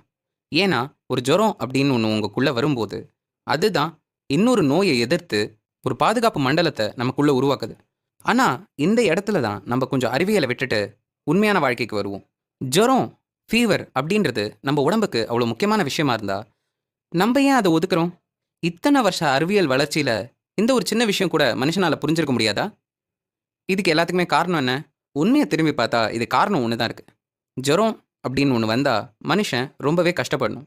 மனுஷனுக்கு கஷ்டப்படுறதுன்றது பிடிக்காது. அவ்வளோதான். நமக்கு அந்த நிலைமைக்கு மேலே வலிக்கக்கூடாதுன்னு சொல்லிட்டு தான் நம்ம டாக்டருக்கு போகிறது. நமக்கு அந்த ஜுரத்தினால நமக்கு என்ன நடக்குது இல்லை என்ன பயன்றதை பற்றி யோசிக்கிறதே கிடையாது. இதனால தான் நம்ம பகுத்தறிவோட யோசிக்கிறத விட ஒரு காரணத்தோட யோசிக்கிறதுன்றது ரொம்ப முக்கியம். இது நம்மளோட காசு உலகத்தில் ரொம்பவே தேவைப்படுற விஷயம். இப்போது நீங்கள் ஒரு ஸ்டாக் மார்க்கெட்டில் இன்வெஸ்ட் பண்ணும்போது உங்களுக்கு பிடிக்காத ஒரு கம்பெனியில் இன்வெஸ்ட் பண்ணுறீங்கன்னு வச்சுக்கோங்க. ஆனால் அந்த கம்பெனிக்கு ஹையர் ரிட்டர்ன்ஸ் இருக்குன்னு சொல்கிறாங்க. நீங்கள் ஆல்ரெடி இன்வெஸ்ட் பண்ணணும்னு நினைக்கிற கம்பெனியை விட அந்த கம்பெனிக்கு ஹையஸ்ட் ரிட்டர்ன்ஸ் இருக்கும்போது நீங்கள் இன்வெஸ்ட் பண்ணுறீங்க. ஆனால் ஏதோ ஒரு காலத்தில் அந்த கம்பெனி கிராஷ் ஆகிட்டா ஒரே நேரத்தில் நீங்கள் பிடிக்காத ஒரு கம்பெனிக்கும் இன்வெஸ்ட் பண்ணியிருக்கீங்க. அதே நேரத்தில் அதில் இழந்து போன காசும் உங்களுக்கு நிம்மதி இல்லை. இதுவே நீங்கள் ஒரு பிடிச்ச கம்பெனிலையோ இல்லை நீங்கள் சரின்னு நினச்ச ஒரு கம்பெனிலையோ இன்வெஸ்ட் பண்ணியிருந்தீங்கன்னா ஒருவேளை ஏதோ இழந்திருந்தா கூட நீங்கள் ஒரு அர்த்தத்துக்காக அந்த கம்பெனி மேலே காசு போட்டிருப்பீங்க. அந்த அர்த்தம் கண்டிப்பாக உங்களோட வலியை குறைச்சிருக்கும். இதனால தான் நீங்கள் ஒரு விஷயத்த பகுத்தறிவோடு பண்ணுறதை விட காரணத்தோடு பண்ணுறது காசு உலகத்தில் ரொம்பவே முக்கியம்.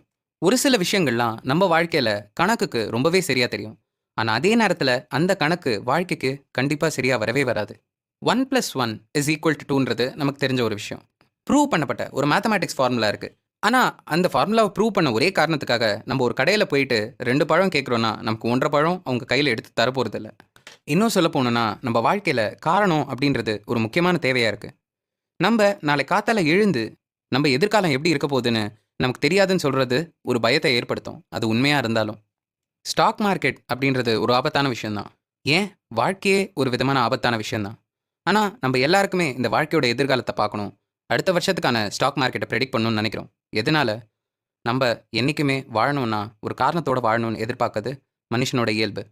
ஜாக் போக்லே, வான்கார்டோட ஃபவுண்டர், என்றைக்குமே லோ காஸ்ட் இண்டெக்ஸில் மட்டும்தான் அவரோட காசை போட்டார். ஆனால் அதுக்கு மாறா அவங்களோட பசங்க ஹெட்ஜ் ஃபண்ட் மேனேஜராகவும் மியூச்சுவல் ஃபண்ட் மேனேஜராகவும் மாற போக்லே அதை செய்ய வேணாம், ஏன்னா அது மேக்ஸோட அரித்மேட்டிக் ரூல்ஸ் எதுவுமே ஃபாலோ பண்ணலை அப்படின்னு சொல்கிற அவரே அதில் கொஞ்சம் காசு போட்டு வச்சுருந்தாரு. இது ஏன்னு ஒரு சில பேர் கேட்கும்போது அவர் கொடுத்த பதில், ஒரு சில விஷயங்கள்லாம் நம்ம செய்கிறது நம்மளோட குடும்பத்துக்காக செய்கிறோம். அது நிலையா இல்லைன்னா பரவாயில்ல, எப்படி பார்த்தாலும் நம்ம வாழ்க்கையும் எந்த விதத்துலையும் நிலையா இல்லை அப்படின்னு ஜாக் போக்லே சொன்னது உண்மைதான். எப்பயாவது மட்டும்தான் நம்மளோட வாழ்க்கை நிலையா இருந்திருக்கு.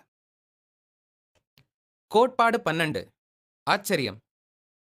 வரலாறு அப்படின்றது நம்ம வாழ்க்கை எப்படி மாறுதோ அதை படிக்கிறதுக்கான ஒரு ஆயுதம். ஆனால் அதை வச்சு தான் நம்மளோட எதிர்காலம் எப்படி இருக்கும்னு தீர்மானிக்க முயற்சி செய்கிறோம். நம்ம காசு பொறுத்த வரைக்கும் ஒரு பெரிய முரண்பாடு, ஒரு பெரிய பிரச்சனையை நம்ம கையில் பிடிச்சி வச்சுட்டு இருக்கோம். என்னன்னு பார்க்குறீங்களா?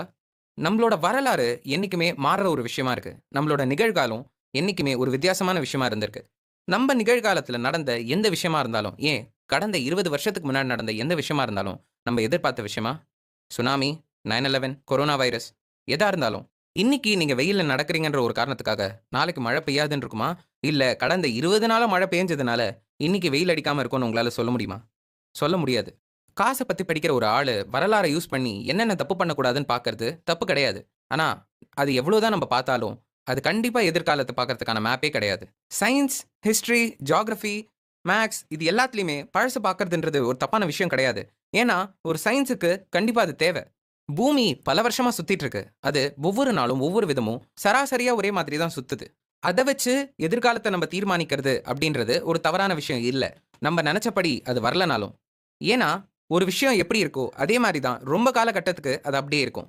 சயின்ஸை பொறுத்த வரைக்கும் இந்த உலகத்தில் எல்லார்கிட்டையும் கிட்னி இருக்குது. என் கிட்னி எப்படி வேலை செய்யுதோ அதே மாதிரி தான் இன்னொருத்தரோட கிட்னியும் வேலை செய்ய போகுது. ஆனால் இன்வெஸ்டிங், மணி, சேவிங், ஸ்டாக் மார்க்கெட், இது எதுவுமே சயின்ஸ் மாதிரி கிடையாது. இங்கே பல கோடி மக்கள் ஒரே நேரத்தில் அவங்க உணர்ச்சி ரீதியாகவும் அவங்களோட மனநலத்தை சார்ந்தும் முடிவெடுக்கிற ஒரு இடம். ரிச்சர்ட் ஃபேமன் அப்படின்ற ஒரு பெரிய ஃபிசிசிஸ்ட் ஒரு முறை சொன்னார், அணுக்களுக்கு மனுஷங்க மாதிரியே உணர்வுகள் இருந்தால் ஃபிசிக்ஸ்ன்ற ஒரு சப்ஜெக்ட் எவ்வளோ கஷ்டமாக இருந்திருக்கும். யோசிச்சு பாருங்க இது எந்த அளவுக்கு ஒரு உண்மையான விஷயம்னு. நம்மளோட பலமும் சரி, நம்மளோட பிரச்சனைகளும் சரி, ரெண்டுமே நம்மளோட உணர்வுகளால் தான் நடக்கிறது.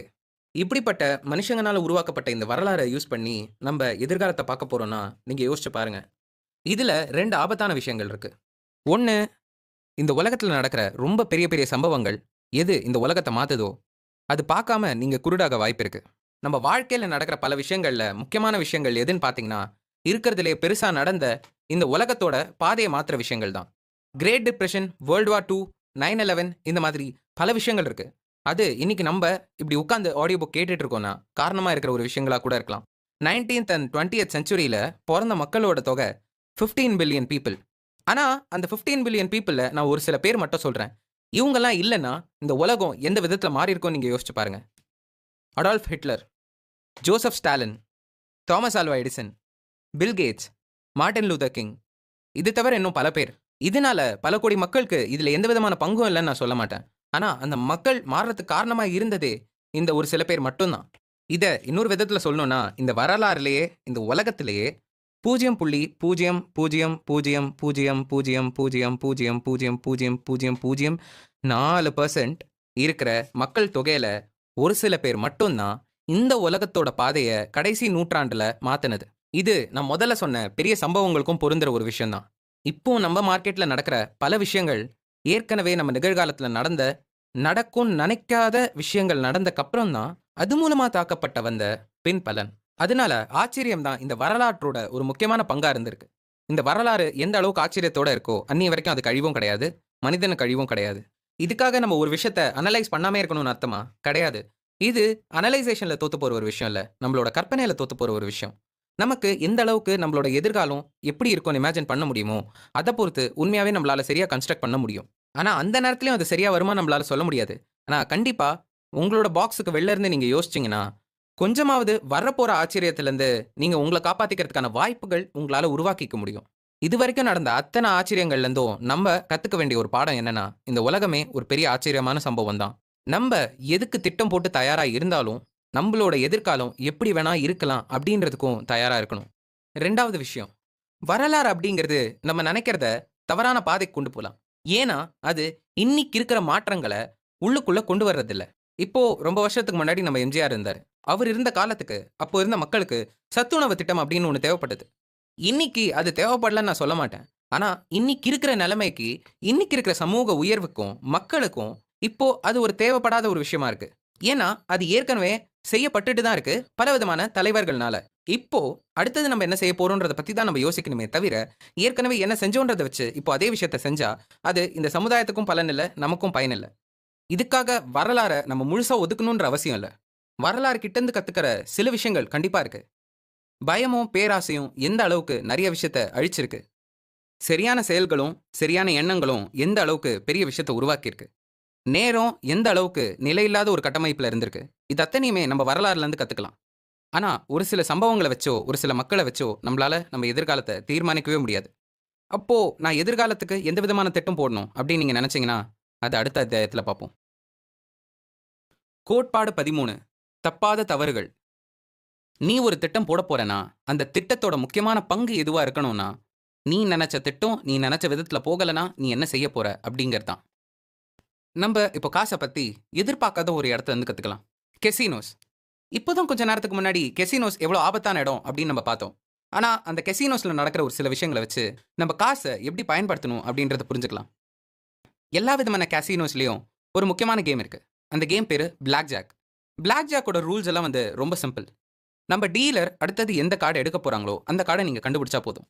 ஆனா, அதுல ஒரு முக்கியமான விஷயம் இருக்கு. ஒவ்வொரு கார்டுக்குமே நீங்க பெட் கட்டணும். அது மட்டும் இல்லாம 52 கார்டுல எந்த கார்டு முதல்ல வரும்ன்ற க்ளூ உங்களுக்கு கிடையவே கிடையாது. ஆனா, இதுல ஒரு சின்ன ட்ரிக் இருக்கு. அந்த ட்ரிக் என்னன்னு பார்த்தீங்கன்னா, ஒவ்வொரு கார்டா டீலர் எடுத்து வைக்க, ஏற்கனவே வந்த கார்டு என்னன்னு உங்களுக்கு ஞாபகம் இருந்ததுன்னா, அந்த கார்டு உங்களுக்கு திருப்பி வர்றதுக்கான வாய்ப்பு கிடையாது.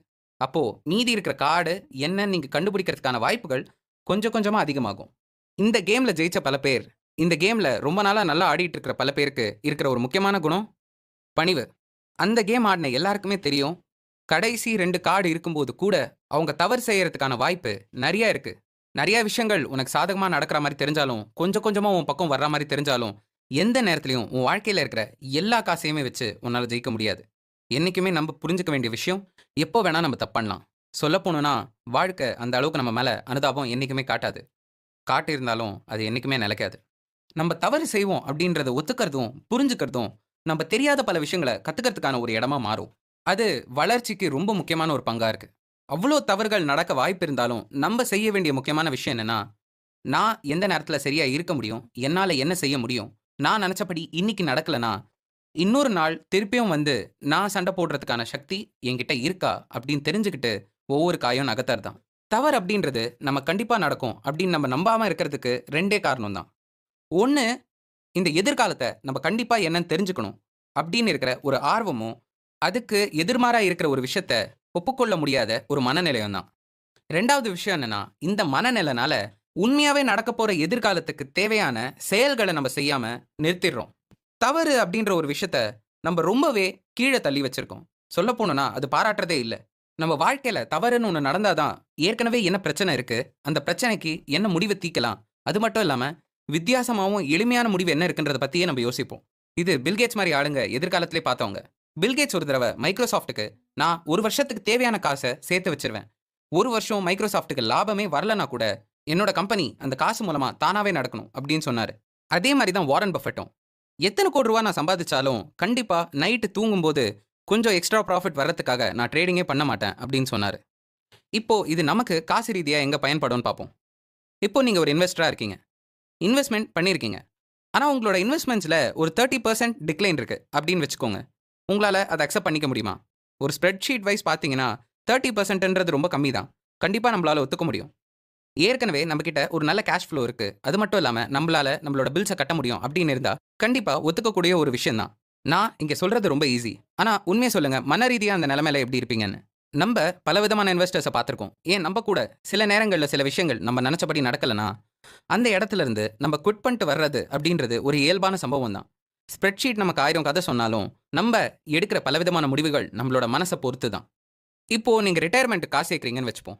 ரிட்டயர்மென்ட்க்கு இன்னைக்கு காசு சேர்க்கும்போது, நம்ப என்னென்ன பிளான் வேணா போடலாம். ஒரு மியூச்சுவல் ஃபண்ட் பிளான், ஒரு சிட் ஃபண்ட் பிளான், ஒரு இன்சூரன்ஸ் ஸ்கீம், ஒரு போஸ்ட் ஆஃபிஸ் ஸ்கீம் இந்த மாதிரி நம்ம கிட்ட நெறைய ஆப்ஷன்ஸ் இருக்கு. ஆனா ஒரு டவுட். இந்த ஆப்ஷன்ஸ் இருந்தாலும், நீங்க ரிட்டயர் பண்ணும்போது, அப்போ இருக்கிற எக்கனாமி பொறுத்து, இல்லன்னா அப்போ இருக்கிற சூழ்நிலை பொறுத்து, நீங்க நெனச்ச காசு உங்க கையில வரலனா, நீங்க என்ன பண்ணுவீங்க?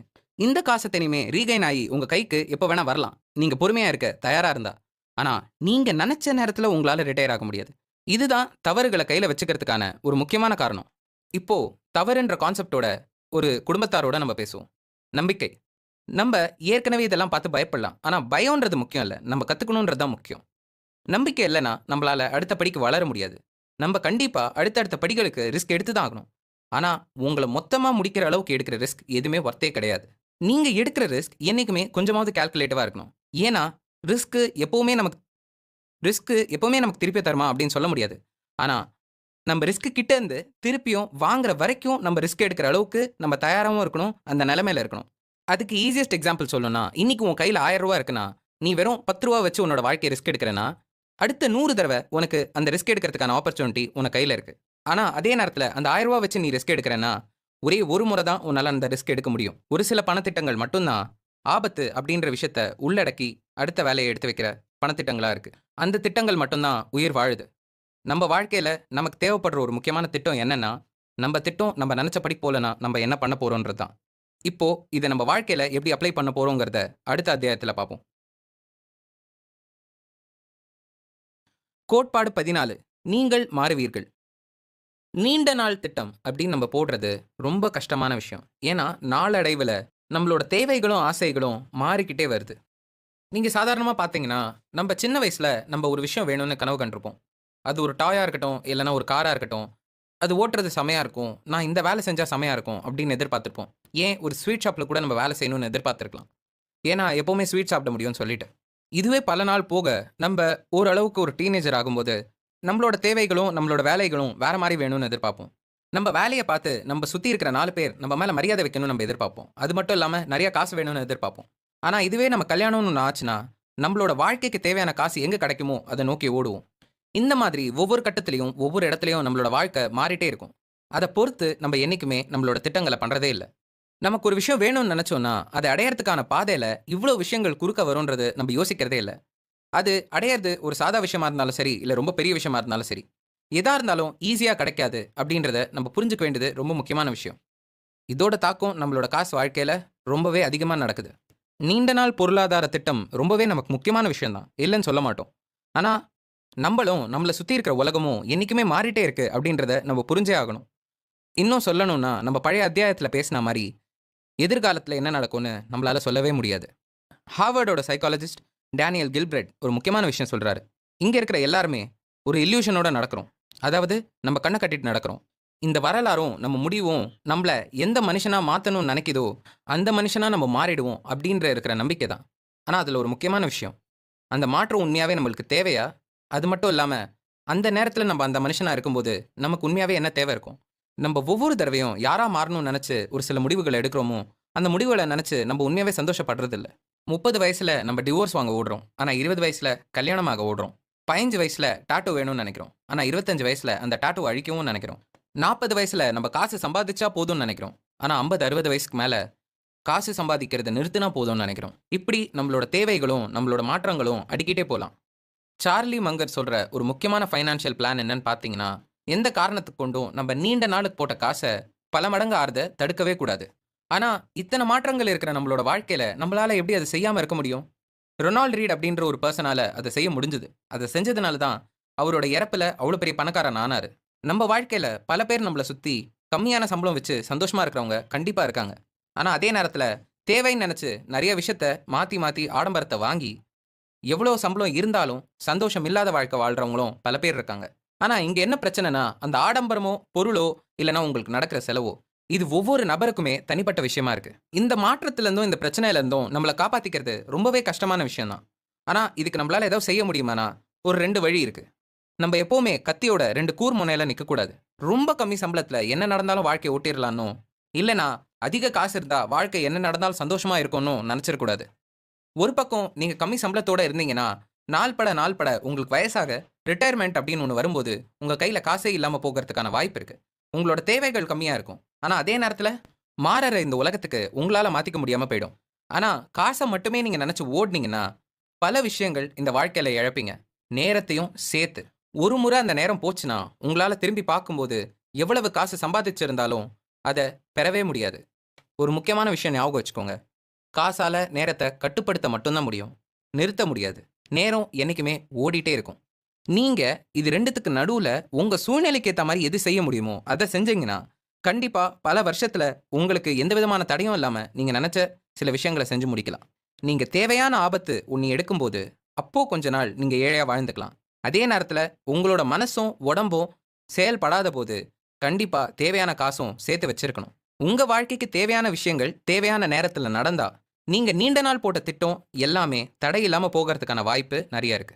உங்களால எத்தன நாள் மாறிக்கிட்டே இருக்கிற இந்த வாழ்க்கையில நிலையா நிக்க முடியுதோ, அதுக்கேத்த மாதிரி உங்களுக்கு வர வேண்டிய விஷயம் பல மடங்கா வரும். ஆனா, இதிலயும் ஒரு முக்கியமான படி ஒண்ணு இருக்கு. அதுதான் 2வது விஷயம். நம்ம மனசு எப்பவுமே மாறிட்டே இருக்கு அப்படிங்கிறத நம்ம புரிஞ்சுக்கணும்.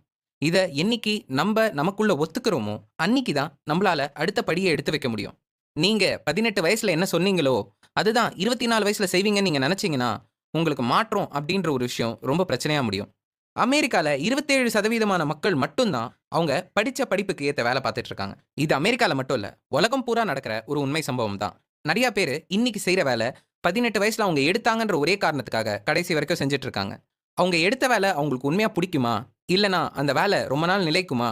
அது அவங்களோட தேவைய பூர்த்தி பண்ணுமா? அப்படின்னு யோசிச்சுட்டு யாருமே இப்ப வேலை செய்யறதில்ல. எந்த நிமிஷம் அவங்களோட மாற்றத்த அவங்க ஒத்துக்கிறாங்களோ, அந்த நிமிஷம் அவங்க அடுத்தது என்ன செய்யலான்றத பார்த்துட்டு நகர்ந்துட்டே போலாம். இதனால அவங்க செலவழிக்க போற நேரத்த காப்பாத்திக்கலாம். நம்ம வாழ்க்கையில எந்த திட்டத்த போட்டாலும், நம்ம போடுற திட்டம் நம்ம வருங்காலத்துல வருத்தப்படாம வைக்கணுன்றத மட்டும் தெளிவா புரிஞ்சுக்கணும். நம்ம நீண்ட நாள் திட்டம் போட்டாலும், ஒரு சில விஷயங்கள் பல மடங்கா மாறுனாலும், அது மாறுறதுக்கு ஒரு பரிசு இருக்கு. அது என்னன்னு அடுத்த அத்தியாயத்துல பார்க்கலாம். கோட்பாடு 15. இங்கு எதுவும் இலவசம் இல்லை. இங்க இருக்கிற எல்லாத்துக்குமே ஒரு பரிசு இருக்கு. ஆனா, எல்லா பரிசுமே நம்ம கண்ணுக்கு தெரியறதில்ல. இங்க இருக்கிற எல்லாத்துக்குமே பரிசு இருக்கு. அது காசு உலகத்துல ரொம்ப முக்கியமான விஷயமா இருக்கு. காசு உலகம்னு சொல்றத விட, உலகத்துல காசுக்கு ரொம்ப முக்கியமான விஷயம் இருக்கு. ஏன்னா, காசு இல்லாம நம்ம எங்கேயுமே போறதில்ல. ஆனா, அதிலயும் முக்கியமான விஷயம், நம்ம இத எல்லாமே காசு குடுத்து மட்டும் வாங்குறதில்ல. அதுக்கேத்த விலை நமக்கு ஒரு சில அனுபவங்கள் கழிச்சு தான் நமக்கு புரியும். 2004ல இந்த உலகத்திலேயே பெரிய கம்பெனியா இருந்தது. General electric. அந்த கம்பெனியோட வொர்த் அந்த நேரத்துல $250 பில்லியன் இருந்தது. ஆனா 2008க்கு அப்புறம் எல்லாமே தலைகீழா மாறியாச்சு. அவங்க போட்டிருந்த பெட்ரோல், எலக்ட்ரிக், ஆயில் அது மட்டும் இல்லாம எல்லா விதமான பாண்ட்ஸும் ஜீரோக்கு போச்சு.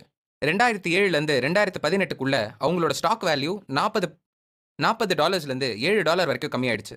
2017ல ஜெஃப் மில்லட் அந்த கம்பெனியோட சிஇஓ அந்த பதவியை விட்டு விலகினாரு. ஜெஃப் மில்லட் தான் இது நடந்த எல்லாத்துக்குமே காரணம்னு மக்கள் சொல்லி சொல்லி அவர் அந்த பதவியை விட வேண்டியதா இருந்தது. ஆனா ஜெஃப் மில்லட் விட்டு போகும்போது ஒரு முக்கியமான விஷயம் சொன்னாரு. எல்லாருக்குமே ஒரு வேலைய பத்தி பேச சுலபமா தான் இருக்கும். அவங்க அந்த வேலைய செய்ற வரைக்கும். இது நம்ம சுத்தி இருக்கிற மக்களுக்கு எந்த அளவுக்கு உண்மைன்றது புரிஞ்சுக்கிறது ரொம்ப கஷ்டமா இருக்கு. நெறைய விஷயம் நம்ம தியரிட்டிக்கலா சொல்லலாம். ஆனா, பிராக்டிகலா பார்த்தோம்னா, வாழ்க்கையில ஒரு விஷயத்த நம்ம அனுபவிக்கும்போது, நம்ம உணர்ச்சிகளே வேற மாரி தான் இருக்கு. இது இம்லெட்க்கு அடுத்த வந்த சிஇஓக்கு 14 மாசத்துல புரிஞ்சது. அவரும் அந்த வேலைய விட்டு 14 மாசத்துல விலகினாரு. இதிலிருந்து நம்ம புரிஞ்சுக்க வேண்டிய ஒரு விஷயம் என்னன்னா, இந்த வாழ்க்கையில எது நம்ம வேணும்னு நெனச்சாலும், அதுக்கு ஒரு பரிசு இருக்கு. வெற்றிக்கு கூட பரிசு இருக்கு. S&P 500 அப்படின்ற ஒரு ஸ்டாக் 119 மடங்கு மேல போச்சு. 50 வருஷத்துல. நம்ம எல்லாமே செஞ்சிருக்க வேண்டியது, கொஞ்சம் காசு அதுல போட்டு 50 வருஷத்துக்கு எதுவுமே செய்யாம வெயிட் பண்ண வேண்டியது தான். ஆனா உண்மையாவே நம்மளால அது முடியுமா? நெறைய பேர் சொல்லுவாங்க, "ஸ்டாக்ஸ நீண்ட நாளைக்கு கையில புடிச்சு வச்சுக்கோங்க" அப்படின்னு. ஆனா உண்மையாவே அது செய்ற அளவுக்கு நமக்கு பொறுமை இருக்கா? நம்ப வாழ்க்கையில வெற்றி பெறணும்னா, அதுக்கு ஒரு பரிசு இருக்கு. ஆனா அந்த பரிசு காசு மூலமா வராது. நம்ம குடுக்க வேண்டிய பரிசு எதுவா இருக்கும்னா, நம்மளோட பயம், நம்மளோட இழப்பு, நம்மளோட வருத்தம், அது மட்டும் இல்லாம நம்மளோட நேரம்னு நெறைய விஷயங்கள நம்ம குடுக்க வேண்டியதா இருக்கும். உங்களுக்கு மினிமம் 11% ஆனுவல் ரிட்டர்ன்ஸ் ஒரு வருஷத்துக்கு இருக்குன்னா, நீங்க நிம்மதியா ரிட்டயர்மென்ட்க்கு பிளான் பண்ணலாம். கவலையே பட தேவையில்ல. ஆனா இந்த உலகம் அவ்ளோ நல்ல உலகமா? கண்டிப்பா கிடையாது. இப்போ நீங்க ஒரு புது கார் வாங்கணும்னு ஆசைப்படுறீங்கன்னா, 3 விஷயம் பண்ணலாம். 1 அத காசு குடுத்து வாங்க முடியும். 2 அது குடுக்குற அளவுக்கு காசு இல்லன்னா, அத விட கம்மி விலையில வேற ஒரு கார் பார்க்கலாம். 3வது அந்த கார திருடலாம். கண்டிப்பா 99% பேர் அந்த கார திருட மாட்டாங்க. அவங்களுக்கு அத திருடக்கூடாதுன்ற நல்ல எண்ணத்துலலாம் கிடையாது. ஆனா அத திருடுனா, அதுல வர்ற இழப்பு லாபத்த விட அதிகம். அதனால தான். இந்த மாதிரி இந்த உலகத்துல எல்லா விஷயத்துக்கும் ஒரு விதமான விலை இருக்கு. அந்த விலைய என்னைக்கு புரிஞ்சுக்கிறோமோ, அப்போ உண்மையாவே நம்ம வாழ்க்கைக்கு என்ன தேவை, என்ன தேவையில்ல அப்படின்றத நம்மளால புரிஞ்சுக்க முடியும்.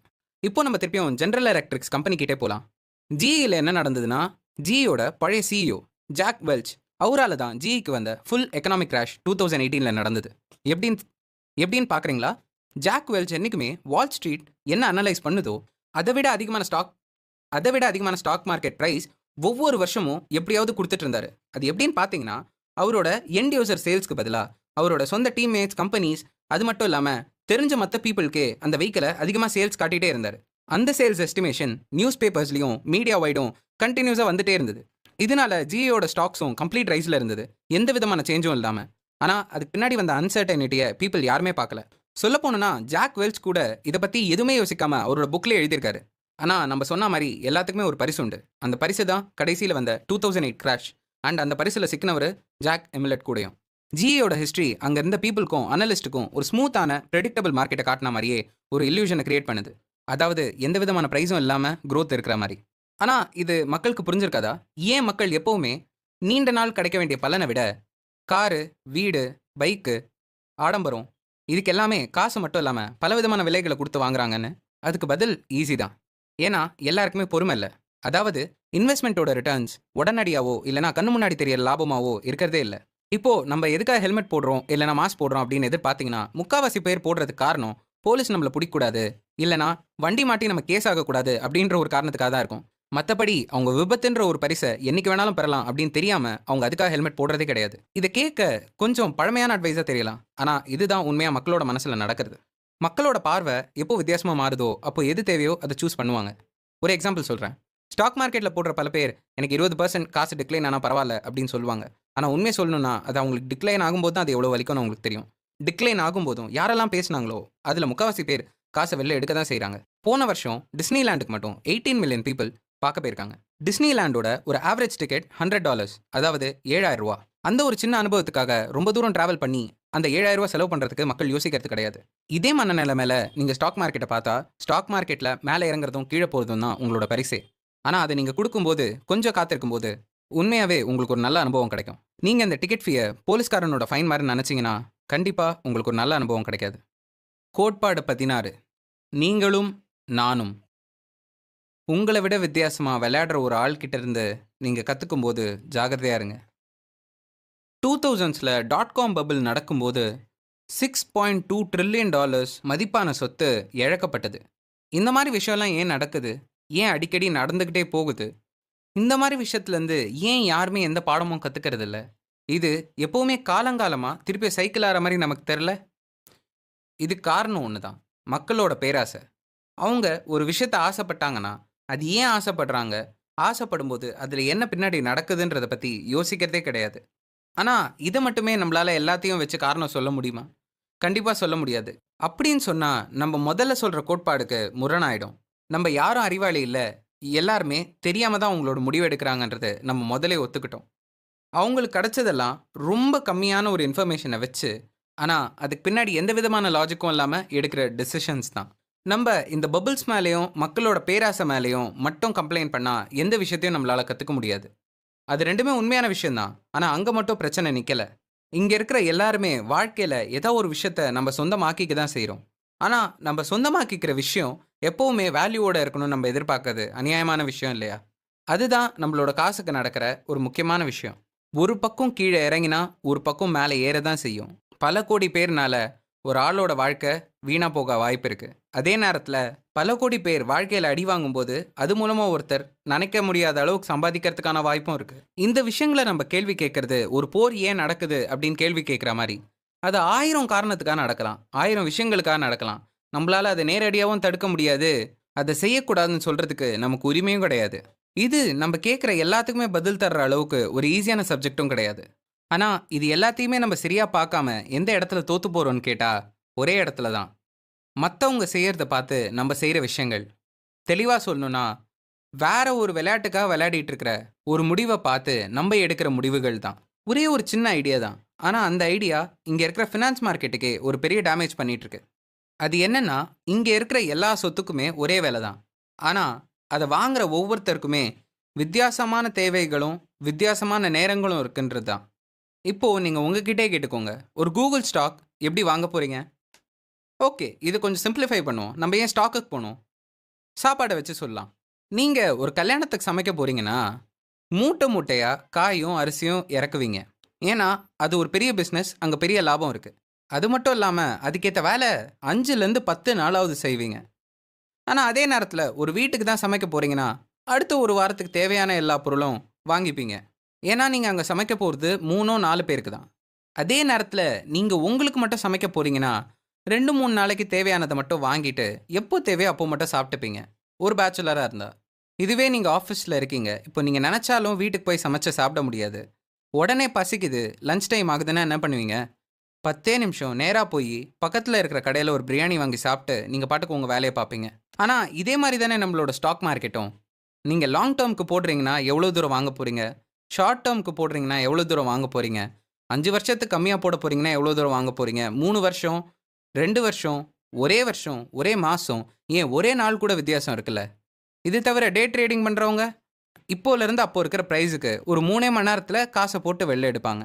இப்படி ஒவ்வொரு மனுஷனுக்கும் ஒவ்வொரு விதத்தில் வித்தியாசமான தேவை இருக்கும்போது எப்படி உங்களால் வெறும் ஒரு ஸ்டாக் ப்ரைஸை வச்சும் ஒரு சில அனாலிசிஸ் வச்சும் பக்கத்தில் இருக்கிறவங்க என்ன செய்கிறாங்க அப்படின்றத வச்சும் உங்களால் எப்படி சம்பாதிக்க முடியும்?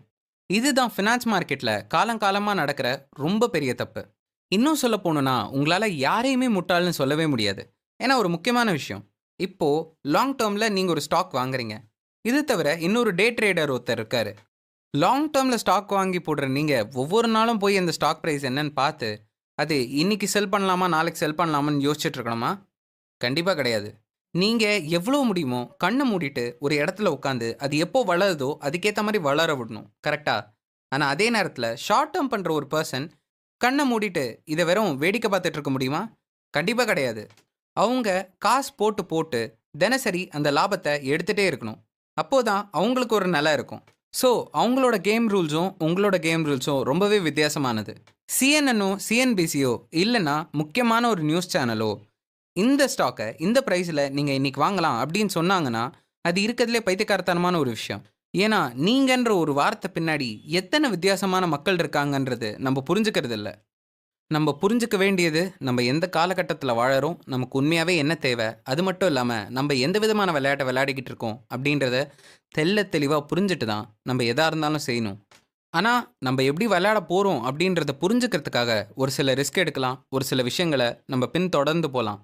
ஏன்னா சில நேரங்களில் நம்ம என்ன செய்யக்கூடாதுன்னு தெரிஞ்சால் அது என்ன செய்ய போகிறோன்றதை தெளிவாக காட்டும். இதெல்லாம் தெரிஞ்சால் மட்டுமே வாழ்க்கையாக இருந்தாலும் சரி, காசாக இருந்தாலும் சரி, நம்பிக்கையோட அந்த பயணத்தை நம்மளால் தொடர முடியும். கோட்பாடு 17. அவநம்பிக்கையின் மீதான ஈர்ப்பு. நம்பிக்கை அப்படின்றது யாரோ ஒருத்தர் உன்கிட்ட வியாபாரம் செஞ்சு ஒரு விஷயத்தை விற்கிற மாதிரி இருக்கும். ஆனால் அவநம்பிக்கைன்றது யாரோ ஒருத்தர் உனக்கு உதவி செய்ய போகிற மாதிரியே ஒரு பிம்பத்தை காட்டும். நம்பிக்கைன்றது நமக்கு ரொம்பவே ஒரு சந்தோஷமான விஷயம்தான். ஏன்னா, அது எழுந்து நம்மள ஒவ்வொரு நாளும் ஓட வைக்குது. ஆனா, அவநம்பிக்கைக்கு நம்ம மனசுல ஒரு தனி இடமே இருக்கு. அது எப்பவுமே நம்ம கூட இருக்கிற மாரியும், அது மட்டும் இல்லாம கேட்கறதுக்கு அறிவாளித்தனமாவும் இருக்கும். இந்த ஒரு காரணத்தினால நம்ம எல்லாருமே நம்பிக்கைய விட அவநம்பிக்கைக்கு தான் நெறைய மரியாதை தரோம். அது எப்பவுமே ஆபத்துக்கு உதவி செய்ற மாரியே ஒரு ஃபீல் தருது. ஆனா, நம்ம புரிஞ்சுக்காத ஒரு முக்கியமான விஷயம் என்னன்னா, நம்பிக்கைன்றது நம்ப கை வைக்கிற எல்லாமே நல்லதா நடக்கும். நம்ப செய்ற எல்லா விஷயங்களும் நல்லதா நடக்கும்ன்றத நெனைக்கிறது கிடையாது. நம்பிக்கைன்றது எது தவறா நடந்தாலும், நமக்கு நடக்க போறது சரியா நடக்கும். அதுக்கேத்த விஷயத்துக்கு, அதுக்கேத்த பாதைக்கு தான் நம்மள வாழ்க்கை கூட்டிட்டு போகுதுன்றத நம்புறது. மக்கள் நெறைய விஷயத்துல அவசரப்படுறதுக்கு காரணம், ஒவ்வொரு நாளும் எழுந்து ஏதோ ஒண்ணுத்துக்காக ஓடிட்டே இருக்கிற ஒரு காரணம் என்னன்னா, அவங்களுக்கு இல்லாத நம்பிக்கை தான். அது அவ்வளோ கஷ்டமான ஒரு விஷயமும் இல்ல. ஆனா அதே நேரத்துல, அதுல எந்த விதமான கேரண்டியும் கிடையாது. இந்த ஒரு காரணத்தினால் தான் நம்ம அவநம்பிக்கைய ரொம்ப நம்புறோம். சொல்லப்போனோம்னா, மக்களுக்கு அவநம்பிக்கை முக்கியமா தெரியுதே தவிர, நம்பிக்கை அவங்களுக்கு ஒரு பெட்டா மட்டும் தான் தெரியுது. இப்போ அவநம்பிக்கையோட மத்த ரூபத்த எல்லாமே பார்க்கலாம்.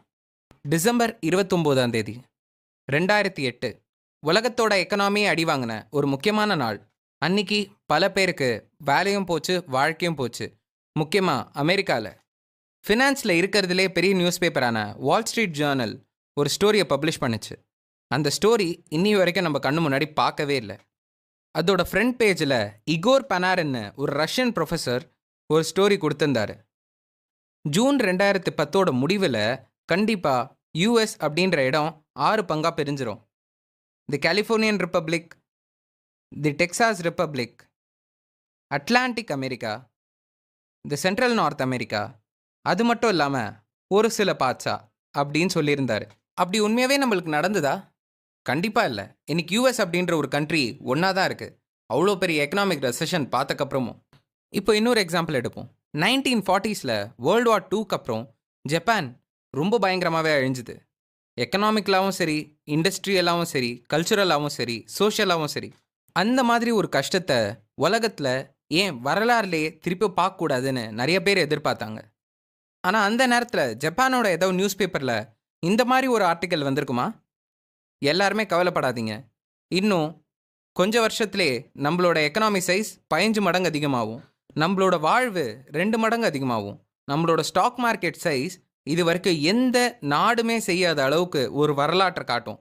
அது மட்டும் இல்லாம 40 வருஷத்துக்கு எங்கேயுமே பார்க்காத அளவுக்கு வேலை வாய்ப்பு 94%. நம்ம சம்பாதிக்கிற காசு அமெரிக்கால இருக்கிறதுலே ஹையஸ்ட் பிரைஸ் ரியல் எஸ்டேட் வாங்குற அளவுக்கு அதிகமா இருக்கும். அது மட்டும் இல்லாம நம்மளோட மெயின் எதிரியாவே அமெரிக்கா தான் இருப்பாங்க. அவங்க நம்மளோட எக்கனாமிக் ஸ்ட்ராட்டஜிஸை காப்பி பண்ண ட்ரை பண்ணுவாங்க. அப்படின்னு சொன்னா அப்ப யாரோ நம்பியிருப்பாங்களா? ஆனா இதுதான் அத்தனை வருஷத்துல உண்மையாவே நடந்தது. நம்ம எல்லாருமே அவநம்பிக்கைனாலையும் பயத்தினாலையும் போதையேத்தப்பட்டிருக்கோம். ஃபேக்ட்ஃபுல்னஸ் அப்படின்ற புக் எழுதின ஹான்ஸ் ரோஸ்லிங் ஒரு முக்கியமான விஷயம் சொல்லியிருக்காங்க. இந்த உலகத்துல இருக்கிற எந்த மக்கள் கிட்ட கேட்டாலும் அந்த உலகம் ரொம்ப பயமானதாகவும் ரொம்ப நம்பிக்கை இல்லாததாகவும் அது மட்டும் இல்லாம ரொம்ப பிரச்சனைக்குரியதாகவும் அது ஏற்கனவே இருந்ததை விட அதிகமாக இருக்கிற மாதிரி எல்லாருமே சொன்னாங்க. இப்போ இதுக்கும் நம்ம காசை பற்றி யோசிக்கிறதுக்கும் என்ன சம்மந்தம்? இது உலக ரீதியில் பார்த்தீங்கன்னா இந்தியா அமெரிக்காவோட கொஞ்சம் சின்ன நாடு தான். ஆனால் இந்தியாவில் காசே இல்லைன்னு நம்மளால சொல்ல முடியாது. இந்தியாவில் அம்பானி இல்லைன்னு நம்மளால சொல்ல முடியாது. ஆனால் அதுக்கேற்ற மாதிரி வேற ஒரு விஷயத்தை வச்சு பார்த்தோம்னா எல்லாமே நம்ம வாழ்க்கையில் சின்னதாக தான் தெரியும். இது நம்ம முன்னோர்கள் சொல்கிற மாதிரி இக்கரைக்கு அக்கறை பச்சை. நம்ம அவநம்பிக்கையை அதிகமாக நம்புறதுக்கு ஒரு சில முக்கியமான காரணங்கள் இருக்கு. ஒன்று, காசுன்றது எங்கே பார்த்தாலும் ஒரு இருக்கிற விஷயம். ஏதாவது ஒரு சின்ன விஷயம் தப்பாக நடந்தா அது எல்லாருக்குமே தாக்குதல் உருவாக்க ஏதோ வாய்ப்பு இருக்கு. அதனாலே எல்லாருக்குமே அது மேலே கவனம் இருந்துகிட்டே இருக்கு. அமெரிக்காவில் இருக்கிற பாதி பேருக்கு மேலே ஸ்டாக்ஸ் வச்சுருக்காங்க. ஸ்டாக்ஸ் வைக்காத சில வீடுகளும் இருக்கு. ஆனால் அதில் ஒரு முக்கியமான விஷயம், ஸ்டாக்ஸ் வச்சிருக்காங்களோ இல்லையோ, நாளைக்கோ நாளான்னைக்கோ இல்லை என்னைக்கோ ஒரு நாள் திருப்பி ரெசஷன் வந்தா அது ஸ்டாக்ஸ் வச்சிருந்தாலும் சரி, ஸ்டாக் இல்லாதவனாலும் சரி, வேலை இருக்கிறவனுக்கும் சரி, அது ஒரு தாக்குதலை ஏற்படுத்தும். இந்த ஒரு காரணத்தினாலே எல்லாருக்குமே எதை பார்த்தாலுமே ஒரு சின்ன பயம் இருந்துட்டே இருக்கு. அமெரிக்காவில் ஒரு சின்ன விஷயம் தப்பு நடந்தா கண்டிப்பா அது இந்தியா இருந்தாலும் சரி, சைனாவா இருந்தாலும் சரி, இந்தோனேஷியாவா இருந்தாலும் சரி, அது தாக்க ஆயிரக்கணக்கான வாய்ப்பு இருக்கு. 2வது விஷயம், அவநம்பிக்கை அப்படின்றது இன்னைக்கு நடக்கிற ஒரு சில விஷயங்கள வச்சு மட்டுமே செய்யப்படுது. மார்க்கெட் ஆனா இந்த உலகத்துக்கு ஏத்த மாரி எப்படி மாறுது அப்படின்றத அது கணக்கு எடுத்துக்கிறதே இல்ல. 2008ல சைனாக்கு மட்டுமே 98 மில்லியன் பேரல்ஸ் ஆஃப் ஆயில் ஒரு நாளைக்கு தேவைப்படும் அப்படின்னு சொன்னாங்க. ஆனா உண்மைய பார்த்தா இன்னைக்கு உலகத்திலே 85 மில்லியன் ஆயில் பேரல்ஸ் மட்டும் தான் உருவாக்கப்படுது. ஆனா இதனால நம்ம எண்ணெய் இல்லாம போயிட்டோமா? கண்டிப்பா இல்ல. இன்னி வரைக்குமே எண்ணெய் இருந்துட்டே தான் இருக்கு. நம்ம கிட்ட ஒரு விஷயம் தப்பா நடந்துட்டே இருக்கும் அப்படின்னு காட்டுறது ரொம்ப ஈஸி. ஆனா இந்த உலகம் ஒவ்வொரு விஷயத்துக்கும் எப்படி மாறுதுன்னு புரிய வைக்கிறது ரொம்ப ரொம்ப கஷ்டம். அதுதான் எங்க பார்த்தாலும் நடந்துட்டு இருக்கிற ஒரு விஷயம். 3வது, வளர்ச்சி அப்படின்றது ரொம்ப பொறுமையா போற ஒரு விஷயம் மாரி தெரியுது. ஆனா ஒரு பிரச்சனை அப்படின்றது உடனே வந்து நம்ம மனசுல அடிக்கிற மாரி நிக்குது. நம்ம போன அத்தியாயத்துல சொன்ன மாரி நெறைய பேர் ஹெல்மெட் போடுறதுக்கு காரணம் ஒருத்தர்கிட்ட ஃபைன் கட்டணுன்ற ஒரு விஷயத்தினால தான். ஆனா உண்மையாவே ஒரு சில விஷயங்கள் மக்கள் பொறுமையா இருந்து பண்றதுக்கு பார்க்க மாட்டேங்கிறாங்க. அவங்க புரிஞ்சுக்க வேண்டிய ஒரே விஷயம், எப்போ விழுந்தாலும் அதிலிருந்து திருப்பியும் எழுந்திரிக்கிறதுக்கான வாய்ப்பு நெறையாவே இருக்குன்றது. 2004ல நியூயார்க் டைம்ஸ் ஸ்டீஃபன் ஹாக்கிங் கிட்ட ஒரு இன்டர்வியூ நடத்துனாங்க. அந்த இன்டர்வியூல ஸ்டீஃபன் ஹாக்கிங் கிட்ட நீங்க எப்படி எப்பவுமே சந்தோஷமா இருக்கீங்க அப்படின்னு கேட்டாங்க. ஸ்டீஃபன் ஹாக்கிங்க்கு 21 வயசுலயே மோட்டார் நியூரான் டிசீஸ் வந்து பேரலைஸ் ஆகி சாப்பிட கூட முடியாம இருந்தாரு. எனக்கு 21 வயசுக்கு அப்புறம் வாழ்க்கையே இல்லைன்னு நினச்சேன். அதுக்கப்புறம் என் கையில் கிடைச்சது எல்லாமே எனக்கு ஒரு போனஸ் தான் அப்படின்னு சொன்னார் ஸ்டீஃபன் ஹாக்கிங். இது நல்ல விஷயமா இருந்தாலும் அவநம்பிக்கைன்றது பெரிய போதையாக இருக்கிறதுக்கு காரணம் மேபி இதுவாக கூட இருக்கலாம். ஏன்னா ஒரு விஷயம் தப்பாக நடக்குமோன்னு நினச்சி அது தப்பாக நடக்கலைன்னா அதை நினச்சி நம்ம சந்தோஷப்படுறோம்ல, அதுவே ஒரு நல்ல விஷயம் தானே. ஆனால் இந்த மாதிரி நம்ம ஒவ்வொருத்தர் வாழ்க்கையிலையும் ஒரு கதை இருக்குது. இப்போ அடுத்த அத்தியாயத்தில் கதைகளை பற்றி ஒரு கதையை பார்ப்போம். கோட்பாடு 18. எல்லாவற்றையும் நீங்கள் நம்பும்போது. இந்த உலகத்துல பலவிதமான பொய்ய பார்க்கும்போது கண்ணுக்கு உண்மை மாதிரி தெரியும். கதைகள் ஏன் எண்களை விட சக்தி வாய்ந்தது? நம்ம பூமி மேல ஒரு ஏலியனை நீங்க கொண்டு வந்து வச்சீங்கன்னா 2007ல இருக்கிற எல்லா விஷயங்களையும் அந்த ஏலியனை பார்க்க விட்டீங்கன்னா அது கவனிக்கிற விஷயங்கள் இதாக தான் இருக்கும். 2007க்கு அப்புறம் நிறைய பேர் யூனிவர்சிட்டிஸ் போய் படிச்சாங்க. 2007க்கு அப்புறம் எல்லார் கையிலும் ஸ்மார்ட் ஃபோன் இருந்தது. 2007க்கு அப்புறம் மெடிசன் பெட்டராக இருந்தது. 2007க்கு அப்புறம் மைலேஜ் கார்ஸ்லேயும் பைக்ஸ்லேயும் ரொம்பவே அதிகமாக இருந்தது. 2007க்கு அப்புறம் ஃபினான்சஸை பற்றியான படிப்பு ரொம்பவே அதிகமாக இருந்தது. 2007க்கு அப்புறம் நிறையா பேருக்கு சாப்பாடும் கிடச்சிது. இது தவிர 2007லேருந்து 2009க்குள்ள சிவில் இன்ஜினியரிங் ஃபீல்டில் நிறையா டிராஸ்டிக்கான சேஞ்சஸ் எல்லாம் நடந்தது. நிறையா பெரிய பிக் ஸ்ட்ரக்சர் கன்ஸ்ட்ரக்ஷன்ஸ் எல்லாமே நடந்தது. ஆனால் இந்த மேல்நோட்ட பார்வையை விட்டுட்டு கொஞ்சம் அந்த ஏலியன் உள்ளே வந்து பார்த்தா 2009ல் யூஎஸில் இருக்கிற மக்கள் $16 ட்ரில்லியன் ஏழையாக இருந்தாங்க. அது மட்டும் இல்லாமல் 10 மில்லியன் பேருக்கு வேலையே இல்லை. இது இல்லாமல் ஸ்டாக் மார்க்கெட் 2007ல் இருந்ததை விட 2 மடங்கு கம்மியாக இருந்தது. இது எல்லாத்துக்குமே என்ன காரணம்னு நீங்கள் நினைக்கிறீங்க? ஒரே விஷயந்தான், அவங்க நம்பின ஒரு கதை. Bankers, real estate agents, housing parties, பெரிய கம்பெனிஸோட லீடர்ஸ் இவங்க எல்லாராலையும் சொல்கிற விலைவாசியை நிர்ணயிக்க முடியும். அது ஸ்டாக் மார்க்கெட்டாக இருந்தாலும் சரி, பிஸ்னஸாக இருந்தாலும் சரி அப்படின்னு நினச்ச கதை. 2008ல் நடந்த சம்பவத்துக்கு அப்புறம் 2009ல் இந்த கதைகள் எல்லாமே நம்புறது நிறுத்தப்பட்டது. நம்ம நம்புகிற கதைகள் நம்மளோட பொருளாதாரத்து மேலே ஒரு பெரிய தாக்கமே ஏற்படுத்துது. அந்த கதைகள்னால தான் பலவிதமான முடிவுகள் நம்ம எடுக்கிறோம், பலவிதமான முடிவுகள் பல பேரால் எடுக்கப்படுது. நம்ம நம்புற கதைகள் சில நேரங்களில் நல்ல விஷயத்தையும் உருவாக்கலாம், கெட்ட விஷயத்தையும் உருவாக்கலாம். நம்ம எந்த முடிவை எடுக்கிறதுக்கு முன்னாடியும், காசு சம்மந்தப்பட்ட முடிவுகளை எடுக்கிறதுக்கு முன்னாடியும் நம்ம 2 விஷயங்களை நம்மளோட மனசில் வச்சுக்கணும். மொதல் விஷயம், ஏதோ ஒன்று உண்மையாக இருந்தால் நல்லா இருக்குமே நம்ம எதிர்பார்க்கறதே சில டைம்ஸ் அது உண்மையாக இருக்கிறத விட அதிகமான ஒரு கதையை நமக்கு சொல்லி நம்மளை மூட வைக்கலாம். நீங்கள் கண்டிப்பாக ஹர்ஷத் மேத்தா அப்படின்ற ஒரு பேரை கேள்விப்பட்டிருப்பீங்க. அந்த பேரில் இருந்த கதை, அந்த ஆள், அவரோட வரலாறு இது எல்லாமே தெரியாத ஆளே கிடையாது. ஹர்ஷத் மேத்தா ஸ்டாக் மார்க்கெட்டில் வேலை செய்யும்போது ஒரு சில கம்பெனிஸ் ஏற்கனவே ஸ்டாக்ல இருந்தது.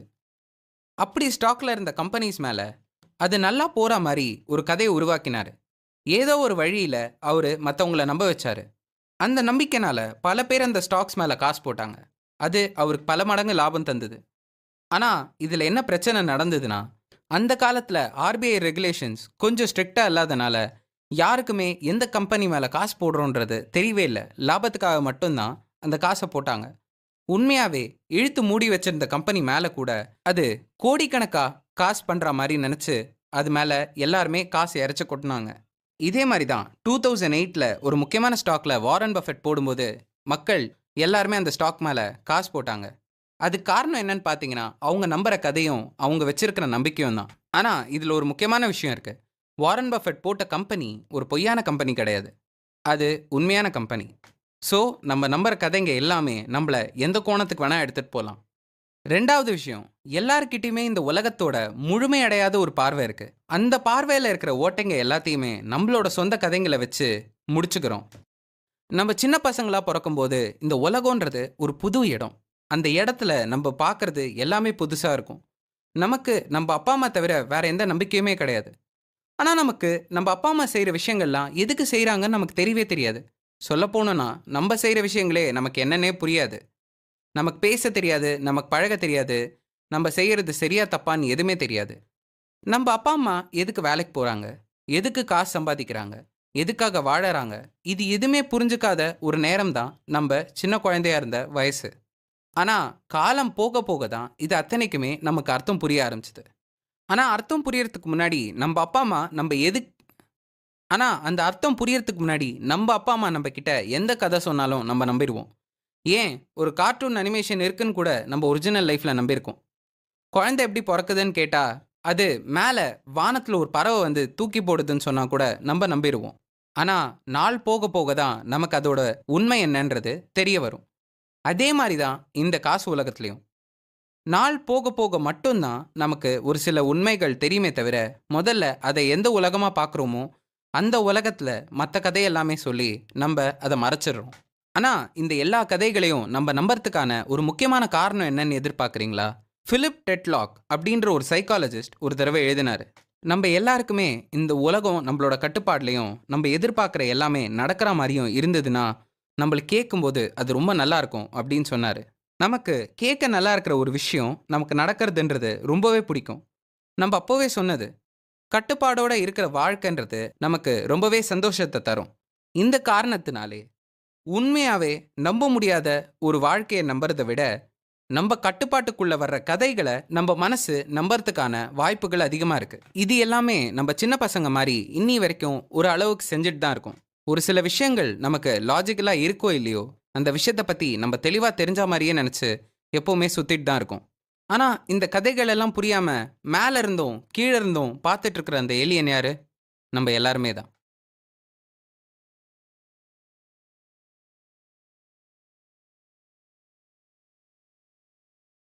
கோட்பாடு 19 எல்லாமாய் சேர்ந்து இப்போது நம்ம நம்மளோட சொந்த காசை வச்சு நம்மளோட மனநிலைய என்னன்னு கற்றுக்குறோம். வாழ்த்துக்கள், இவ்வளோ தூரம் நீங்கள் இந்த ஆடியோ கிட்ட வந்திருக்கீங்கன்னா. ஏன்னா நீங்கள் ஏதோ கற்றுக்கணும்னு நினச்சி இவ்வளோ தூரம் வந்திருக்கீங்க. ஆனால் நீங்கள் கற்றுக்க வேண்டிய ஒரு முக்கியமான விஷயம், நீங்கள் அட்வைஸ் வாங்குறதும் மற்றவங்களுக்கு அட்வைஸ் கொடுக்கறதும் எந்த அளவுக்கு ஆபத்தாக இருக்கலாம் அப்படின்றது. காசை பொறுத்த வரைக்கும் 1931 கிளாரன்ஸ் ஹக்ஸ் டென்டிஸ்ட் கிட்ட போனார். அவரோட பல்லு முடியாத அளவுக்கு வலியில் இருந்தது. அதனால் டென்டிஸ்ட் என்ன பண்ணார்னா கொஞ்சம் அனஸ்தீஷியா கொடுத்தாரு. கொஞ்ச நேரம் கழிச்சு அவர் எழுந்திரிச்சு பார்க்கும்போது அவரோட 16 பல்லும் டான்சில்ஸும் மொத்தமாக எடுக்கப்பட்டது. அந்த சர்ஜரி ரொம்பவே நல்லா போச்சு. ஆனால் பிரச்சனை என்னென்னா அவரோட ஒய்ஃப் அந்த டென்டிஸ்ட் மேலே கேஸ் போட்டாங்க. எதுக்குன்னு பார்த்தீங்கன்னா 1931 சர்ஜரினாலே சாவை பார்க்குற ஒரு நிலைமை அப்படின்ற ஒரு நம்பிக்கை இருந்தது. ஹக்ஸோட பல்ல அவரோட பெர்மிஷன் இல்லாமல் எடுத்தாங்கன்னு சொல்லிட்டு அவங்க ஒய்ஃப் கேஸ் போட, அதே நேரத்தில் டாக்டர்ஸ் வந்து இந்த அட்வான்ஸ்மெண்ட்டுக்கு எது பெஸ்ட்டோ அதுதான் நாங்கள் பண்ணியிருக்கோம் அப்படின்னு சொல்லியிருக்காங்க. இந்த கேஸ் எங்கே போச்சுன்னு யாருக்குமே புரியல. ஏன்னா 1930s இப்போ இருக்கிற மாதிரி கன்சல்டேஷன் பேப்பர்ஸ், ரூல்ஸ் அது இதுன்னு எதுவுமே கிடையாது.